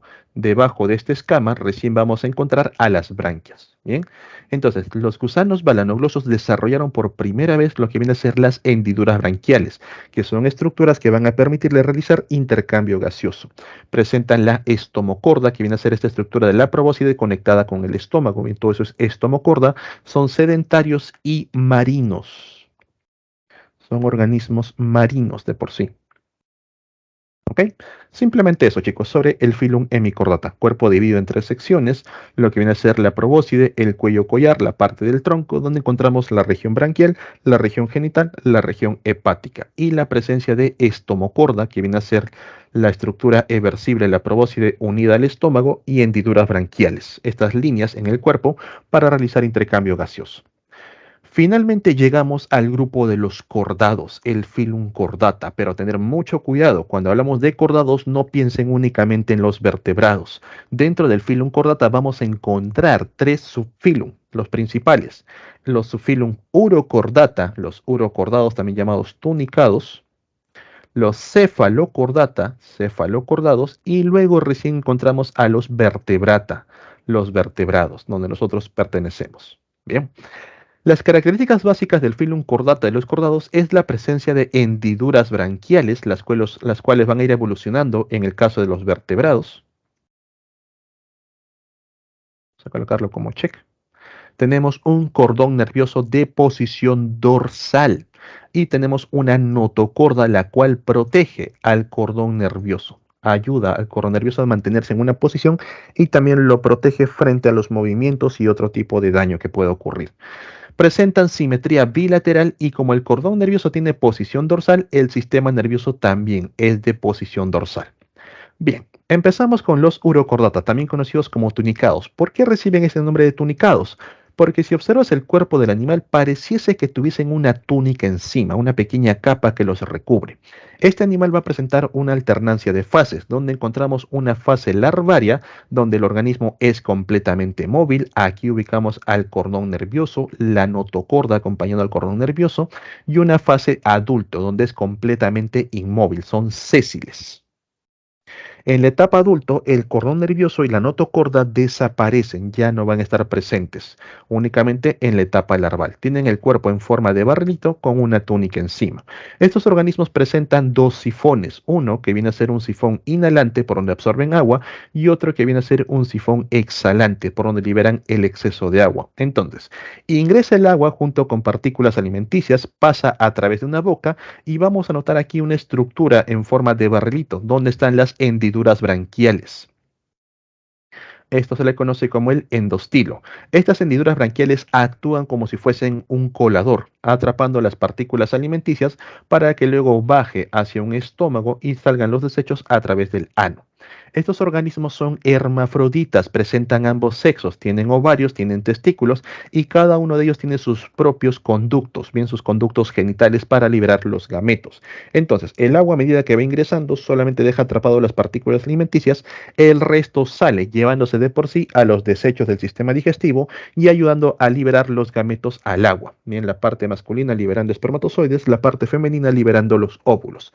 Presentan fecundación externa y nuevamente forman a la larvita móvil. Observa que el cordón nervioso que está presente en la larva no llega hasta la parte cefálica, únicamente llega hasta la parte, digamos, frontal del cuerpo, no al extremo, pero sí llega hasta la aleta caudal, hasta la parte terminal. La notocorda de igual manera va a proteger solamente esta zona. En cambio, en los cefalocordados, bien, se llaman cefalocordata porque el cordón nervioso llega hasta la parte cefálica, va desde el extremo de la cabeza hasta el extremo de la cola, donde ubicamos a la aleta caudal, y por debajo, bien, vamos a encontrar nuevamente a la notocorda. Aquí está el cordón nervioso, aquí está la notocorda. Estos organismos van a presentar tanto el cordón y la notocorda durante toda su vida. Tienen el cuerpo alargado y aplanado lateralmente. Cuando lo observan cara a cara, presenta una estructura más o menos así. En la parte de la boca presenta los hirros orales, los cuales ayudan a capturar el alimento, el cual luego pasa nuevamente al endostilo, donde están las hendiduras branquiales para poder filtrar el alimento que necesitan. Ese alimento baja por el esófago, llega al estómago y finalmente los desechos salen por el ano. Aquí vamos a encontrar a la gónada junto con su poro gonadal, también conocido como el atrioporo. Señores, estos organismos pueden parecer peces, pero no son peces, son cefalocordados. Los peces recién aparecen dentro de los vertebrados. A los urocordata o tunicados también se les conoce con el nombre de las asidias. A los cefalocordata, bien, los cefalocordados se les conoce con el nombre de los anfioxos. Y son organismos muy pequeños. Estos anfioxos habitan las playas, sobre todo en las zonas donde las olas rompen. Nunca lo han visto porque necesitan realmente un microscopio para poder observar a este animalito. Bien. Ahora, la notocorda, se dan cuenta, perdón, el cordón nervioso ocupó desde el extremo de la cabeza a la cola. La notocorda también se desarrolló junto con ese cordón nervioso. Finalmente, la notocorda envuelve al cordón nervioso para protegerlo al 100%, dando origen a las llamadas vértebras. Ahí surge el subfilum vertebrata, los organismos que presentan el sistema nervioso protegido dentro de estructuras óseas, a nivel de la columna, lo que viene a ser las vértebras, a nivel de la parte cefálica, lo que viene a ser el cráneo. El subfilum vertebrata, los vertebrados, antiguamente, y me refiero a hace 3, 4 años nada más, presentaban únicamente a 5 clases. Bien, la llamada clase peces finalmente fue eliminada y surgieron dos nuevas clases: los peces cartilaginosos, los elasmobranqui, y los peces óseos, los actinopterygii. Bien chicos, entonces vamos a estudiarlo de manera evolutiva. Los primeros en surgir fueron los elasmobranquios, peces que únicamente tenían las estructuras formadas por cartílago endurecido. Ahí encontramos a los tiburones, encontramos a las rayas. Estos organismos presentan hendiduras branquiales, lo van a encontrar en la parte lateral del cuerpo, la cual permite el ingreso de, bueno, la salida de agua. Bien, ellos capturan agua a través de la boca, sale, pasa por las branquias, sale por las hendiduras y gracias a eso pueden realizar intercambio gaseoso. En el caso de las rayas, la van a encontrar en la parte de abajo, bien, más o menos por aquí, pero hacia abajo. Bien. A su vez, las escamas que protegen a estos animales no son escamas planas, como quizás lo hayan visto en el caso de los peces, sino que son escamas que si los ves de costadito, presentan una especie de puntitas, lo cual hace que el animal, digamos, tenga un cuerpo muy áspero y que cuando se mueve a altas velocidades pueda cortar. Si tú intentas agarrarlo, te puede cortar la mano. A su vez, estos organismos no han desarrollado vejiga natatoria. Profe, ¿qué es eso? La vejiga natatoria lo tienen los peces óseos. Bien, es una estructura a manera de bolsita que está por aquí, la cual se llena de gases y permite que los peces puedan flotar. Le da flotabilidad neutra, no se van ni para arriba ni para abajo. En cambio, los elasmobranquios, como no tienen vejiga natatoria, ellos presentan flotabilidad negativa. Siempre van a ir hacia abajo. Por eso que los tiburones tienen que estar nadando constantemente. Profe, ¿cómo hacen para dormir? Recuerda que los tiburones habitan aguas poco profundas, aguas de 1, 2, 3 metros a lo mucho de profundidad, las zonas del Caribe. Al momento que van a dormir, realizan pequeños movimientos solamente con la aleta, se mueven en círculos, y eso también evita que se vayan tanto hacia el fondo. Una vez que despierta, vuelven a subir. Por eso, chicos, que está prohibido lo que viene a ser la caza de tiburones para sacarle las aletas, las famosas aletas de tiburón, ya que sin estas aletas el tiburón simplemente se va hacia los fondos y muere bien de inanición y muere por la propia presión. En el caso de las rayas y mantarrayas, a nivel de la aleta caudal vamos a encontrar un aguijón con el cual debes tener mucho cuidado, ya que la aleta caudal lo mueven a altas velocidades. Si ustedes, por ejemplo, comparan lo que vendría a ser una aguja hipodérmica, la que utilizan para colocar vacunas y todo eso, más o menos tiene, perdón, tiene este grosor, ¿bien? En cambio, comparado con el aguijón, la punta del aguijón de una raya, esta punta es mucho más fina, con lo que puede atravesar tranquilamente el tejido, básicamente el tejido humano, el tejido muscular, todo ello. Bien es conocido el caso del señor llamado Steve Irwin, el cazador de cocodrilos, el cual se puso a nadar con mantarrayas gigantes y una de estas, al momento que se defendió, movió la aleta y le clavó el aguijón a través del corazón, bien perforándolo completamente. En el caso de los peces óseos, vamos a notar que ya no tienen hendiduras branquiales, sino que tienen la presencia de una escama muy grande conocida como opérculo, el cual cubre a las branquias. A su vez presentan vejiga natatoria, la cual les brinda flotabilidad neutra, con lo que los peces pueden ir hacia arriba, pueden ir hacia abajo sin ningún problema, pero por ejemplo, ustedes quizás en algún acuario, en alguna piscina, habrán visto peces que están flotando panza arriba. Profe, ¿qué ha pasado? La vejiga natatoria ha fallado, está llenándose de una gran cantidad de gases y el pez no puede voltearse, no puede hundirse porque tiene demasiados gases, tiene demasiada flotabilidad. Entonces rápidamente un veterinario le hace una pequeña cirugía, bien va a pinchar con una pequeña aguja la parte donde está la vejiga natatoria, liberando los gases en exceso para que los peces puedan recobrar su flotabilidad neutra. En los peces, a diferencia de los tiburones, vamos a observar unas escamas distintas. En todo el cuerpo, las escamas tienden a ser escamas planas con pequeñas diferencias, pero hay unas escamas muy peculiares. No sé si se llega a notar en esta imagen, chicos, pero por aquí hay una línea blanquecina que atraviesa todo el cuerpo del pez. ¿Se llega a ver? ¿Pueden observar esta línea blanquecina, quizás? Creo que no, porque a mí también se me dificulta. Pero, por ejemplo, les coloco una imagen por aquí, acá. Pregunta, chicos, ¿se visualiza esa línea que es distinto al resto del cuerpo del pez? ¿Ven esta línea que va desde el opérculo, que es toda esta estructura, hasta la parte de la cola, la aleta caudal? A esta línea se le conoce como la línea lateral y está formada por escamas distintas. Vienen a ser escamas que van a presentar, dibujamos por acá la escamita, van a presentar un par de orificios, en unos casos son más, en otros casos son menos, principalmente dos orificios en sí. A través de estos orificios va a ingresar agua y va a tener contacto con terminaciones nerviosas. Gracias a la línea lateral, los peces pueden saber cuáles son las condiciones del medio en el que viven. Pueden medir en los niveles de pH, la acidez presente en el agua, los niveles de oxígeno, como también la parte de la temperatura. Bien, para eso sirve la línea lateral, para brindarle información del medio al pez. Bien. En el caso de los peces, recordad que también presentan las llamadas espinas. La gran mayoría de ellas están conectadas con lo que viene a ser la parte vertebral, la espina vertebral en sí, pero también presenta espinas flotantes, espinas que no están conectadas con el resto de los huesos, por así decirlo. Bien. Por eso que ustedes, por ejemplo, cuando arrancan las aletas, cuando están consumiendo el pez, van a encontrar espinas sueltas, que es parte normal del pez. Los peces, evolutivamente hablando, dejaron la parte acuática, la parte marina, para empezar a colonizar la parte terrestre. Y es ahí donde surge el grupo de los anfibios, aquellos que presentan dos vidas, tanto en la parte acuática como en la parte terrestre. Anfi de dos, bios de vida. Los anfibios no fueron, son organismos que no se adaptaron completamente a la parte terrestre. En la parte terrestre es muy común que los organismos sufran de desecación, tanto por la incidencia directa del sol como también por los vientos. Por eso que estos organismos que desarrollaron una piel bastante suave, a su vez también desarrollaron una gran cantidad de glándulas para mantener húmeda esta piel. Estos organismos necesitan vivir sí o sí cerca de una fuente de agua, ya sea un río, un charco, bien, una pequeña laguna, o cerca, por ejemplo, a los océanos, ya que la parte inicial de su vida, las primeras etapas, van a tener, digamos, similitud con lo que vienen a ser los peces. Al momento que salen los renacuajos, parecen pequeños peces, mucha gente lo confunde, hasta que el renacuajo empieza a realizar metamorfosis. Empieza a formar las patas traseras, luego las patas delanteras, las branquias externas se interiorizan para dar origen a los pulmones y finalmente la cola se retrae para finalmente formar a los anfibios. Bien. Dentro del grupo de los anfibios encontramos a las ranas, a los sapos, encontramos a los ajolotes, entre otros que son los más conocidos. Entonces, chicos, aquí tenemos ya un paso evolutivo a la parte terrestre, los anfibios, pero todavía no se adaptan completamente.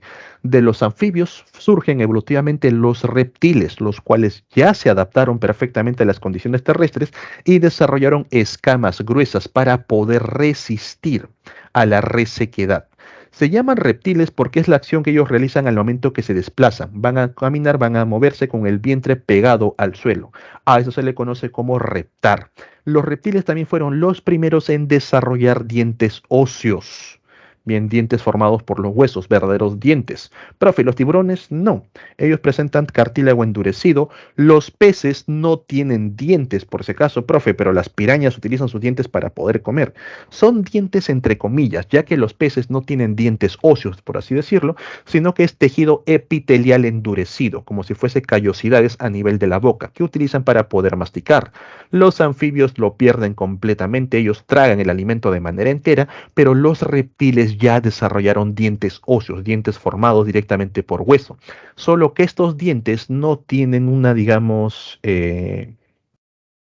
una forma distinta. Todos los dientes son completamente iguales, son dientes cónicos en punta, ya que solamente lo utilizan para matar a la presa, a lo mucho para poder, digamos, triturar a la presa. Más allá de eso, no. A diferencia de nosotros que tenemos dientes para desgarrar, dientes para poder perforar y todo eso. En ellos es simplemente dientes cónicos en punta. Los cocodrilos, caimanes y gaviales vamos a encontrar la presencia de una cabeza bastante desarrollada con un hocico muy largo y una gran cantidad de músculos, con lo que presentan una mordida muy fuerte. En el caso de los cocodrilos, al momento que muerden a la presa, recuerda que los dientes no son para triturar, no son para masticar en sí, solo es para matar a la presa. Una vez que masticaron a la presa, realizan un giro de 360 grados, conocido como el giro mortal del cocodrilo, con lo que arrancan extremidades y luego se las tragan enteros. En el caso de las serpientes, por ejemplo, donde encontramos a las víboras, las culebras, ambos organismos van a presentar dientes. En el caso de las víboras tienen unos dientes modificados, conocidos como colmillos, que están conectados a las glándulas de veneno. Con ello matan, paralizan a la presa y luego lo tragan de manera entera. El resto de los dientes, que tienen forma puntiaguda hacia adentro de la boca, algo así, chicos, abren la boca, aquí están los dientes puntiagudos, pero apuntando hacia adentro. Estos dientes sirven para tragar a la presa. Al momento que la presa va ingresando, y si por ahí la presa reacciona, todavía está viva, intenta salir, estos dientes se oponen. Ya la presa no va a poder salir de la boca. Bien, entonces no son dientes para masticar, sino que ayudan a tragar. Lo mismo ocurre con las constrictoras. Al momento que comprimen a la presa, le rompen los huesos, lo matan por compresión, luego utilizan sus dientes para poder tragar al animal, no para masticar. En el caso de las tortugas vamos a encontrar que la parte bucal bien se ha endurecido bastante las escamas para formar una especie de picos. Aún así, si tú abres la boca de una tortuga vas a encontrar la presencia de dientes en punta apuntando hacia adentro, sobre todo en las tortugas marinas que se van a alimentar principalmente de medusas. Entonces, gracias a esos dientes evitan que las medusas salgan una vez que las han tragado. Hasta aquí, todo este grupo, todos ellos no desarrollan temperatura propia, no pueden generar calor propio. A estos organismos se les conoce como los poiquilotermos. Bien, necesitan del calor del ambiente para poder mantener el metabolismo. En el caso de los tiburones, recordad que ellos habitan principalmente aguas cálidas, es lo que más les gusta, permite mantener una temperatura estable y los peces se pueden diferenciar entre peces de aguas frías, peces de aguas templadas y peces de aguas cálidas. Los anfibios, por su parte, al igual que los reptiles, necesitan tomar sol, necesitan activar su metabolismo. Ustedes han visto que los reptiles van a pasar largas horas bajo el sol o bajo la luz infrarroja que produce calor para que su metabolismo pueda mantenerse activo. ¿Qué pasa, profes, por ejemplo, si los reptiles se enfrían? Quizás si algún día, por ejemplo, viajas a Ecuador, es una zona donde abundan las iguanas en los parques, en todos ellos, vas a notar que cuando las temperaturas descienden, las iguanas que están ahí subidas en los árboles, trepadas en las bancas, se caen, literalmente, como están. Se quedan como estatuas y se caen en el suelo. Pueden impactar muy fuerte y el animal no reacciona porque el metabolismo se detuvo. Hasta que llega el mediodía, aumenta la temperatura, el organismo recupera su movilidad, vuelve a activar su metabolismo y regresa a sus actividades. Bien, son organismos poiquilotermos. Aves y mamíferos ya tienen la capacidad de poder desarrollar temperatura propia, mantener su propia temperatura, gastando energía en el proceso, por supuesto. A estos animales se les conoce como homeotermos. Las aves vienen a ser descendientes directos de los reptiles. Los mamíferos también, pero se separaron millones de años antes, por eso que no guardan, digamos, mucha similitud respecto a las aves modernas con los reptiles modernos. Las aves desarrollaron lo que viene a ser plumas, bien, las cuales crecieron sobre un tejido epitelial, pero aún así, por ejemplo, a nivel de las patas, todavía conservan escamas, que es un vestigio por parte de los reptiles. Las aves tienen los genes para desarrollar estructuras dentales, para desarrollar dientes, pero esos genes se encuentran silenciados, por eso que únicamente desarrollan pico, una estructura epitelial, una estructura córnea endurecida, como por ejemplo lo tienen las tortugas. Gracias a esto tienen las tortugas. Gracias a este pico, las aves pueden alimentarse de distintos tipos de alimentos. Tenemos picos que actúan para poder cazar carne, picos que utilizan, por ejemplo, para poder acceder al néctar, picos que utilizan para poder pescar, etcétera. Debajo de las plumas, las aves, en el caso por ejemplo de las aves acuáticas, han desarrollado una gruesa capa de grasa que los aísla completamente del medio líquido. Y esto sirve para evitar, por un lado, bien, perder mucho calor, ya que estos animales se desarrollan principalmente en zonas frías, y por otra parte los vuelve impermeables. Las plumas también están cubiertas de una fina capa de grasa, evitando que se puedan mojar fácilmente. Estos organismos, recordar que ya ponen huevos y van a poner nidos donde crían a estos huevos. En el caso de los mamíferos, se llaman mamíferos por la presencia de glándulas mamarias, a través de las cuales van a alimentar a las crías durante sus primeros años de vida. Estos organismos, a excepción de los ornitorrincos, no colocan huevos, sino que la cría se desarrolla dentro del cuerpo de la mamá, dentro de lo que viene a ser una placenta, o bueno, dentro del útero, en algunos casos en la placenta, en los organismos placentarios, y en el caso de los marsupiales, una vez que sale del útero, el organismo se mete dentro del marsupio, que es la bolsita que tienen los canguros, que tienen los koalas, y ahí finaliza el proceso de desarrollo, porque a nivel de los marsupios vamos a encontrar a las glándulas mamarias. En el caso de los mamíferos acuáticos conocidos como los cetáceos, las ballenas, delfines, orcas, todos ellos, las glándulas mamarias se ubican a nivel de las aletas. Y tenemos también un tipo de mamíferos, bueno, que han adquirido la capacidad de volar, los llamados quirópteros, donde encontramos a los murciélagos. Ahora, chicos, en cuanto a los embriones. Los tiburones y las rayas van a colocar huevos dentro de estructuras no muy desarrolladas. Quizás ustedes alguna vez han visto un huevo de un tiburón, un huevo de una raya, que parece, tiene una forma así. Va a presentar estas extensiones en los extremos para poder adherirse a las algas, a las superficies. Y en el centro se desarrolla el pequeño tiburón, la pequeña raya. A nivel de los peces óseos ya desarrollan huevos que están cubiertos por una fina membrana y parecen huevos gelatinosos, en cuyo interior se desarrolla el pequeño embrión.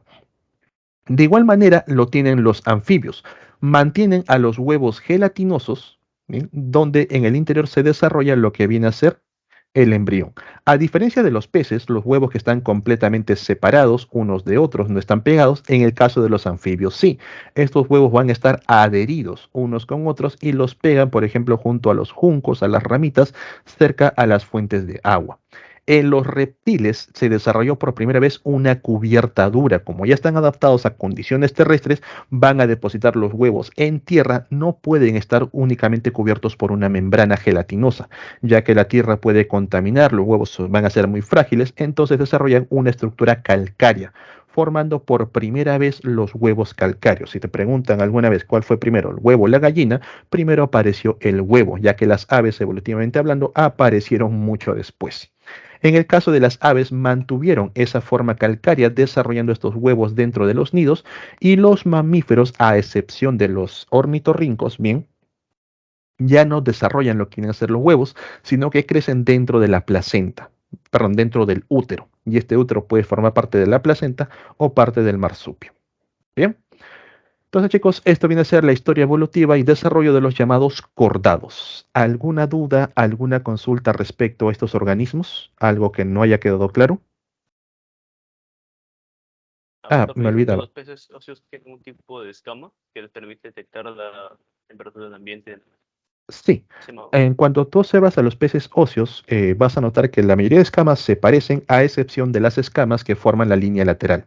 Estas escamas que están por aquí presentan pequeños orificios a través del cual el agua puede ingresar. Y gracias a eso, los peces pueden saber bien de qué está, digamos, la composición presente en el agua. A ver, algo rápido, chicos, porque a mí no me dejan colocar fotos extra. Ahí está. Entonces tú ves, el resto de las escamas está completamente normal, y estas son las escamas de la línea lateral. Aquí están los pequeños orificios a través del cual pueden tener intercambio de agua y saber la composición del medio. Bien. ¿Alguna otra duda, consulta?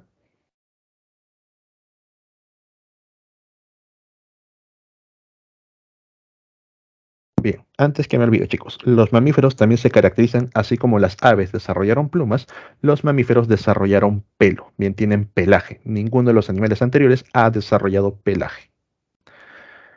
Bien, ya para entrar en la parte final, así como hemos estado hablando acerca de los animales, la clasificación y todo ellos, nosotros, como parte de nuestra evolución, hemos utilizado los animales de diversas formas, principalmente en lo que viene a ser la parte alimenticia. Tenemos las granjas donde criamos a los animales para poder consumirlos, pero también los hemos utilizado como medio de transporte, los utilizamos también en actividades de caza recreativa, bien, que de recreativo no sé qué tienen, pero bueno. Todo eso ha llevado a que algunos grupos animales empiecen a desaparecer. Poco a poco el número poblacional se va reduciendo y hace que muchos animales entren en categorías de conservación. De manera general, chicos, nosotros encontramos tres categorías de conservación que se encuentran en la parte final, o sea, los animales ya están a punto de poder desaparecer o desaparecieron completamente. Tenemos a los animales extintos, aquellos que se encuentran en peligro crítico y en peligro de extinción, que básicamente es lo mismo, y tenemos a los animales en situación vulnerable. ¿Cuál va a ser la diferencia entre esos tres? Se considera que un animal está extinto, ¿bien?, cuando no existe individuo de la especie de manera silvestre, o sea, de manera salvaje. Cuando un animal ya no se encuentra en la naturaleza de forma silvestre, es declarado extinto, como el caso de Chinchilla Chinchilla para Perú. Profe, pero yo he visto que mi vecina, mi amiga, tiene una chinchilla en su casa, entonces no está extinto. Realmente sí. De forma natural no vas a encontrar a las chinchillas. Tal vez lo encuentres en zoológicos, tal vez lo encuentres en así a forma de mascotas, pero ya realmente desapareció de la naturaleza. Profe, entonces, ¿por qué no cogemos a la chinchilla de mi amiga, la reproducimos y nuevamente repoblamos a la población de chinchillas, liberándolas en la sierra, en la puna? Si tú haces eso, estás alterando el ecosistema. Las chinchillas que han sido criadas en cautiverio y que luego son liberadas en el ambiente no van a saber cuál es su rol ecológico, no van a saber de qué deben alimentarse, de quién deben protegerse, cómo deben anidar, cómo deben migrar y todo ello. Por eso, chicos, que por ejemplo, cuando se crían animales en cautiverio, por ejemplo, los felinos, cuando estos felinos ya adquieren cierta edad, cuando son jóvenes, van a ser regresados a su ambiente natural, donde los felinos salvajes les van a enseñar cuál es su rol en la vida, les van a enseñar a cazar, a protegerse, a poder migrar, a reproducirse y todo ello. Lo mismo, por ejemplo, ocurre con el guacamayo azul. Ese lorito que sale en la película Río también fue declarado extinto porque todos los individuos de manera salvaje, de manera silvestre, desaparecieron. Solamente tenemos individuos en los zoológicos, en colecciones privadas. Y lo mismo ocurriría. Si intentan regresar estos animales a la selva, a su ambiente, no van a saber cuál es su rol. Por eso se encuentran extintos. ¿Bien? En el caso de las especies en peligro crítico y en peligro de extinción, básicamente por acción humana, el ser humano al momento que ha ido cazando estos animales, al momento que ha ido, digamos, ampliando las ciudades, quitándoles espacios, quitándoles hábitat, contaminando las aguas, quitándoles alimento, ha hecho que la población se reduzca abruptamente al punto, bien, que si el ser humano deja de intervenir, estos animales de manera natural no se recuperan. No lo van a hacer, ¿bien? El ser humano tiene que ayudar a que estos animales se recuperen. ¿De qué manera? Primero, se encuentran en áreas naturales protegidas. Segundo, se aplican técnicas de reproducción asistida, ya sea colocar a una hembra, colocar a un macho, brindarles alimento, brindarles las comodidades, o por ejemplo realizar fecundación in vitro y luego introducir los embriones dentro de la hembra, técnicas de clonación. De alguna manera estamos buscando la forma de recuperar a estos organismos. Bien, estas especies en peligro crítico o peligro de extinción de forma natural en algún momento van a desaparecer. El impacto ha sido muy fuerte. Entonces el ser humano está buscando la manera de evitar ello.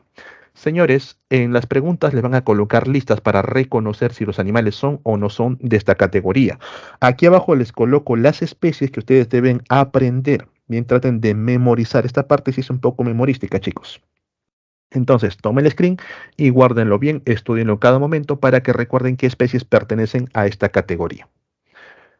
Por último, tenemos a las especies en situación vulnerable. Estos organismos también han visto que su población se ha reducido por acción humana, la tala de bosques, pérdida de hábitat, expansión de las ciudades, etc. Pero, a diferencia de los anteriores, si el ser humano deja de perjudicarlos, ellos de forma natural sí pueden recuperar a la población y lo vienen haciendo. Por eso que estos animales también se encuentran en áreas naturales protegidas, sobre todo el gallito de las rocas, que es el ave emblemática del Perú. Imagínense extinguirlo, nos quedamos sin ave. Estos organismos, por ejemplo, se encuentran en el Parque de las Leyendas, también en otros parques naturales, y a medida que se van reproduciendo, van siendo liberados a su ambiente. Bien, entonces la diferencia entre peligro de crítico y lo que viene a ser situación vulnerable es que los de peligro crítico sí o sí van a desaparecer, el ser humano tiene que ayudarlos a reproducirse, mientras que en situación vulnerable estos organismos por sí solos pueden recuperar a toda la especie, siempre y cuando el ser humano deje de perjudicarlos. Bien, aquí también chicos se encuentra la lista, tomen un screen, grábenselo para el examen de admisión. Bien. Ya por último, tenemos que hablar acerca de los artrópodos transmisores de enfermedades.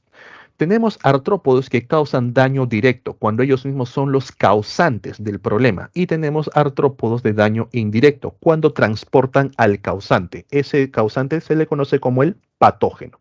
Y al animal que les transporta se le conoce como el vector. Mucho cuidado cuando viajan a la sierra, cuando viajan ahí por ceja de selva, a las provincias tal vez de la parte de la costa, si se les ocurre dormir en el granero o en el gallinero. Muy probablemente cuando se levanten tengan gusanos tornillos incrustados en la piel porque habitan estas zonas, causando fuertes infecciones en la zona afectada. También, por ejemplo, tenemos el caso de los piojos causando la pediculosis, ¿bien? Donde estos piojos, una vez que empieza la infestación, tienen que ustedes tratarse por lo menos de 15 días a un mes con shampoos especiales, con tratamientos especiales para que puedas eliminar a todos los piojos y las liendres. Lo mismo ocurre con los ácaros. Lo que ven aquí, por ejemplo, es una garrapata, el cual al momento que te pica te puede infectar con diversos parásitos, con diversas bacterias a su vez, y causarte, por ejemplo, la enfermedad de Lyme, que es muy peligrosa. También tenemos ácaros que son mucho más pequeños, que están presentes en el polvo, que también pueden causar problemas a la piel, como por ejemplo la llamada sarna. Estos organismos son artrópodos causantes de daño directo. Ellos mismos ocasionan el daño. En cambio, los indirectos, los artrópodos actúan como vectores, transportando al patógeno. Por ello que nosotros vamos a encontrar a los llamados vectores mecánicos, a aquellos que no guardan una relación directa con el patógeno. No hay una relación en sí, simplemente por casualidad lo están transportando. Tal es el caso de la cucaracha, la mosca, cuando van paseando por los desagües, por la basura, a nivel de las patas van a quedar pegados gran cantidad de protozoos, de bacterias, y luego cuando posan en los platos de comida, pues se posan por tu ropa, por tu cara, van dejando estas bacterias. Bien. En cambio, los vectores biológicos sí son específicos y guardan relación con el patógeno que transportan. un vector biológico transporta un patógeno en específico. Por ejemplo, Triatomum infestan, el chinche, transporta el patógeno causante de la enfermedad de Chagas. Anófeles, ¿qué enfermedad causa, chicos? El mosquito. ¿Transporta un protozoo causante de qué enfermedad? Anófeles.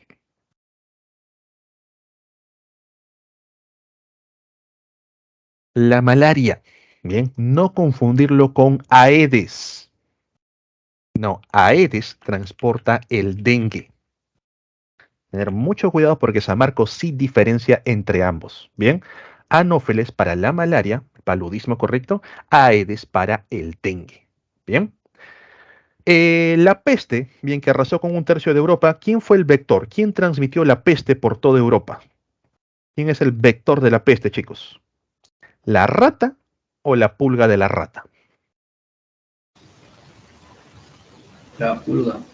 La pulga, correcto. Xenophila chiopis transportó a Yersinia pestis, que es la bacteria. Entonces, la rata, profe, ¿qué vendría a ser? La rata simplemente fue alguien casual que estuvo ahí. La pulga de la rata dentro de sí tenía a la bacteria, a Yersinia pestis. Se llama también vector biológico porque los patógenos bien van a cumplir parte del ciclo de vida o todo el ciclo de vida dentro del organismo. Bien, por ejemplo, en el caso del chinche, del mosquito, del dengue, van a cumplir parte del ciclo de vida, van a pasar de un estadio a otro. En el caso de la pulga de la rata, las bacterias se reproducen dentro de esta pulguita y al momento que pica a un ser humano le transporta a Yersinia pestis. Esta pulga de la rata puede estar presente en la rata como también en cualquier otro animal peludo, un gato, un perro, cualquier otro tipo de roedor. Bien, entonces, chicos, tener mucho cuidado al momento de identificar al vector. El vector siempre tiene relación con el patógeno en la parte biológica. Bien, siempre va a estar ahí uno del otro. La rata, perdón, no tiene nada que ver con la transmisión de la peste. Simplemente está de casualidad. Bien, jóvenes, hasta aquí sería la clase por el día de hoy. Muy agradecido con todos ustedes. Bien, ya estamos con Laura. ¿Tendrían alguna duda, alguna consulta sobre esta parte? ¿Algo que no haya quedado claro?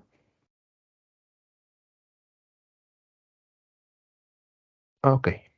En pantalla estoy colocando las claves correspondientes a esta semana, de igual forma se los copio en la barra de chat. Bien, cuídense bastante chicos, estudian un montón que creo que ya viene su primer examen. Muchos éxitos a todos. Hasta la próxima semana. Chao, chao.